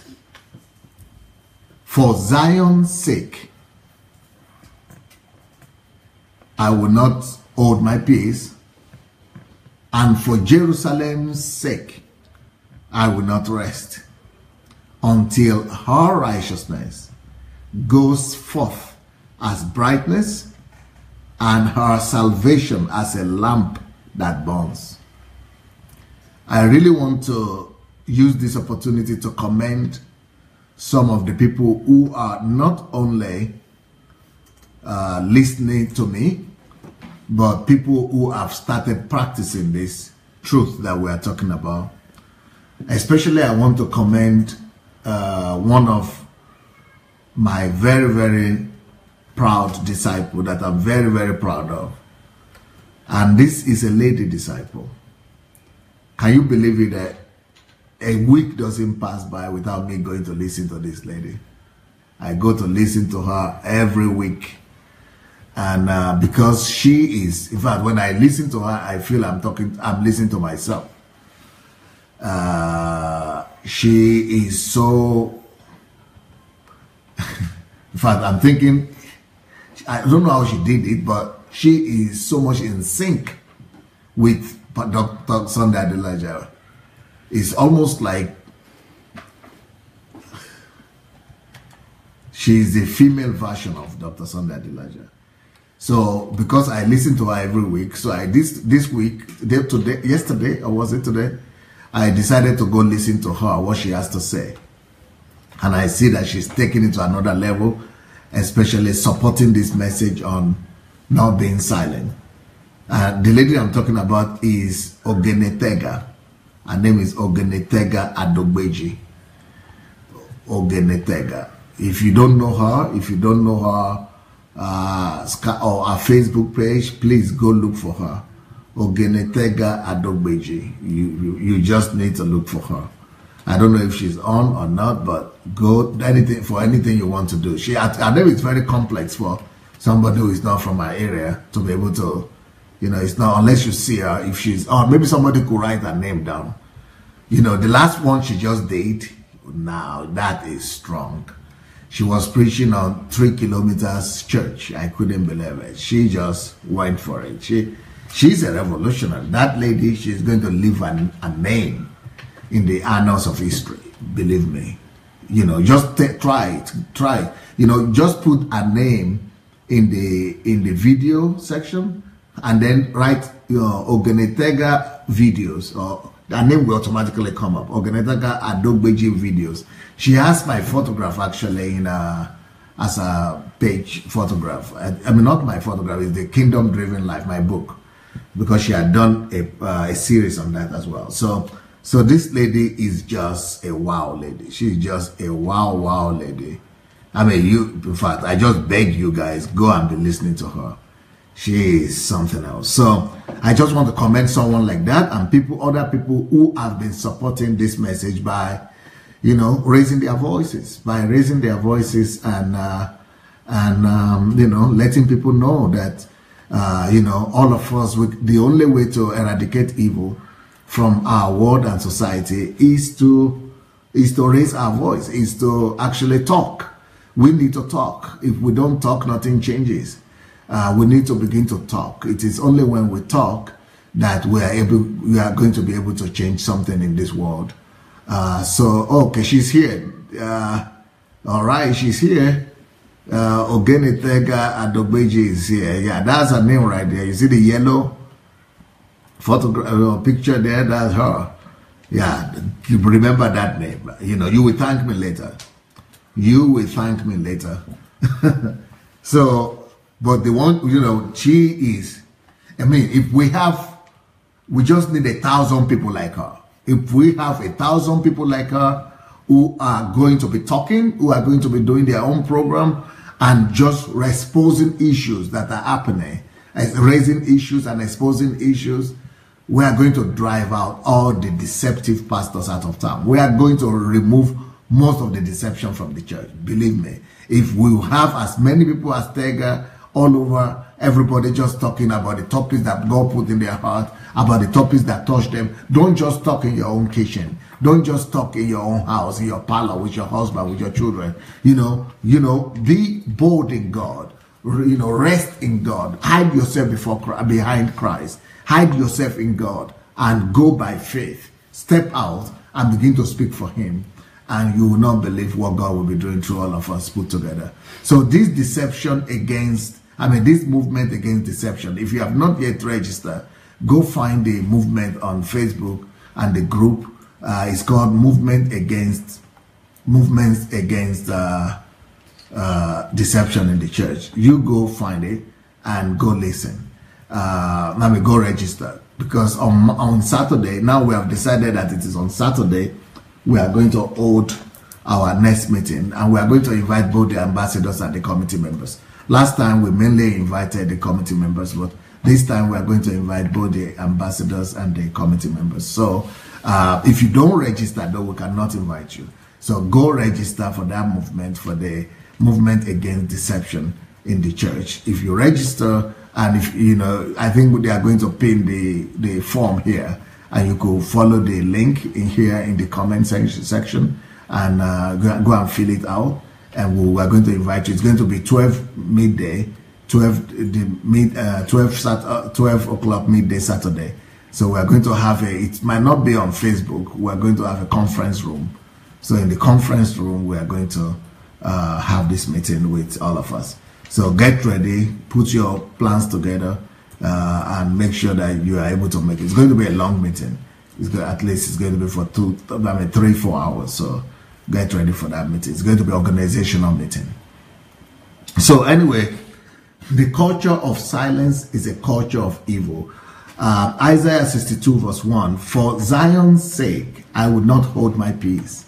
For Zion's sake, God himself says, He is not a quiet God.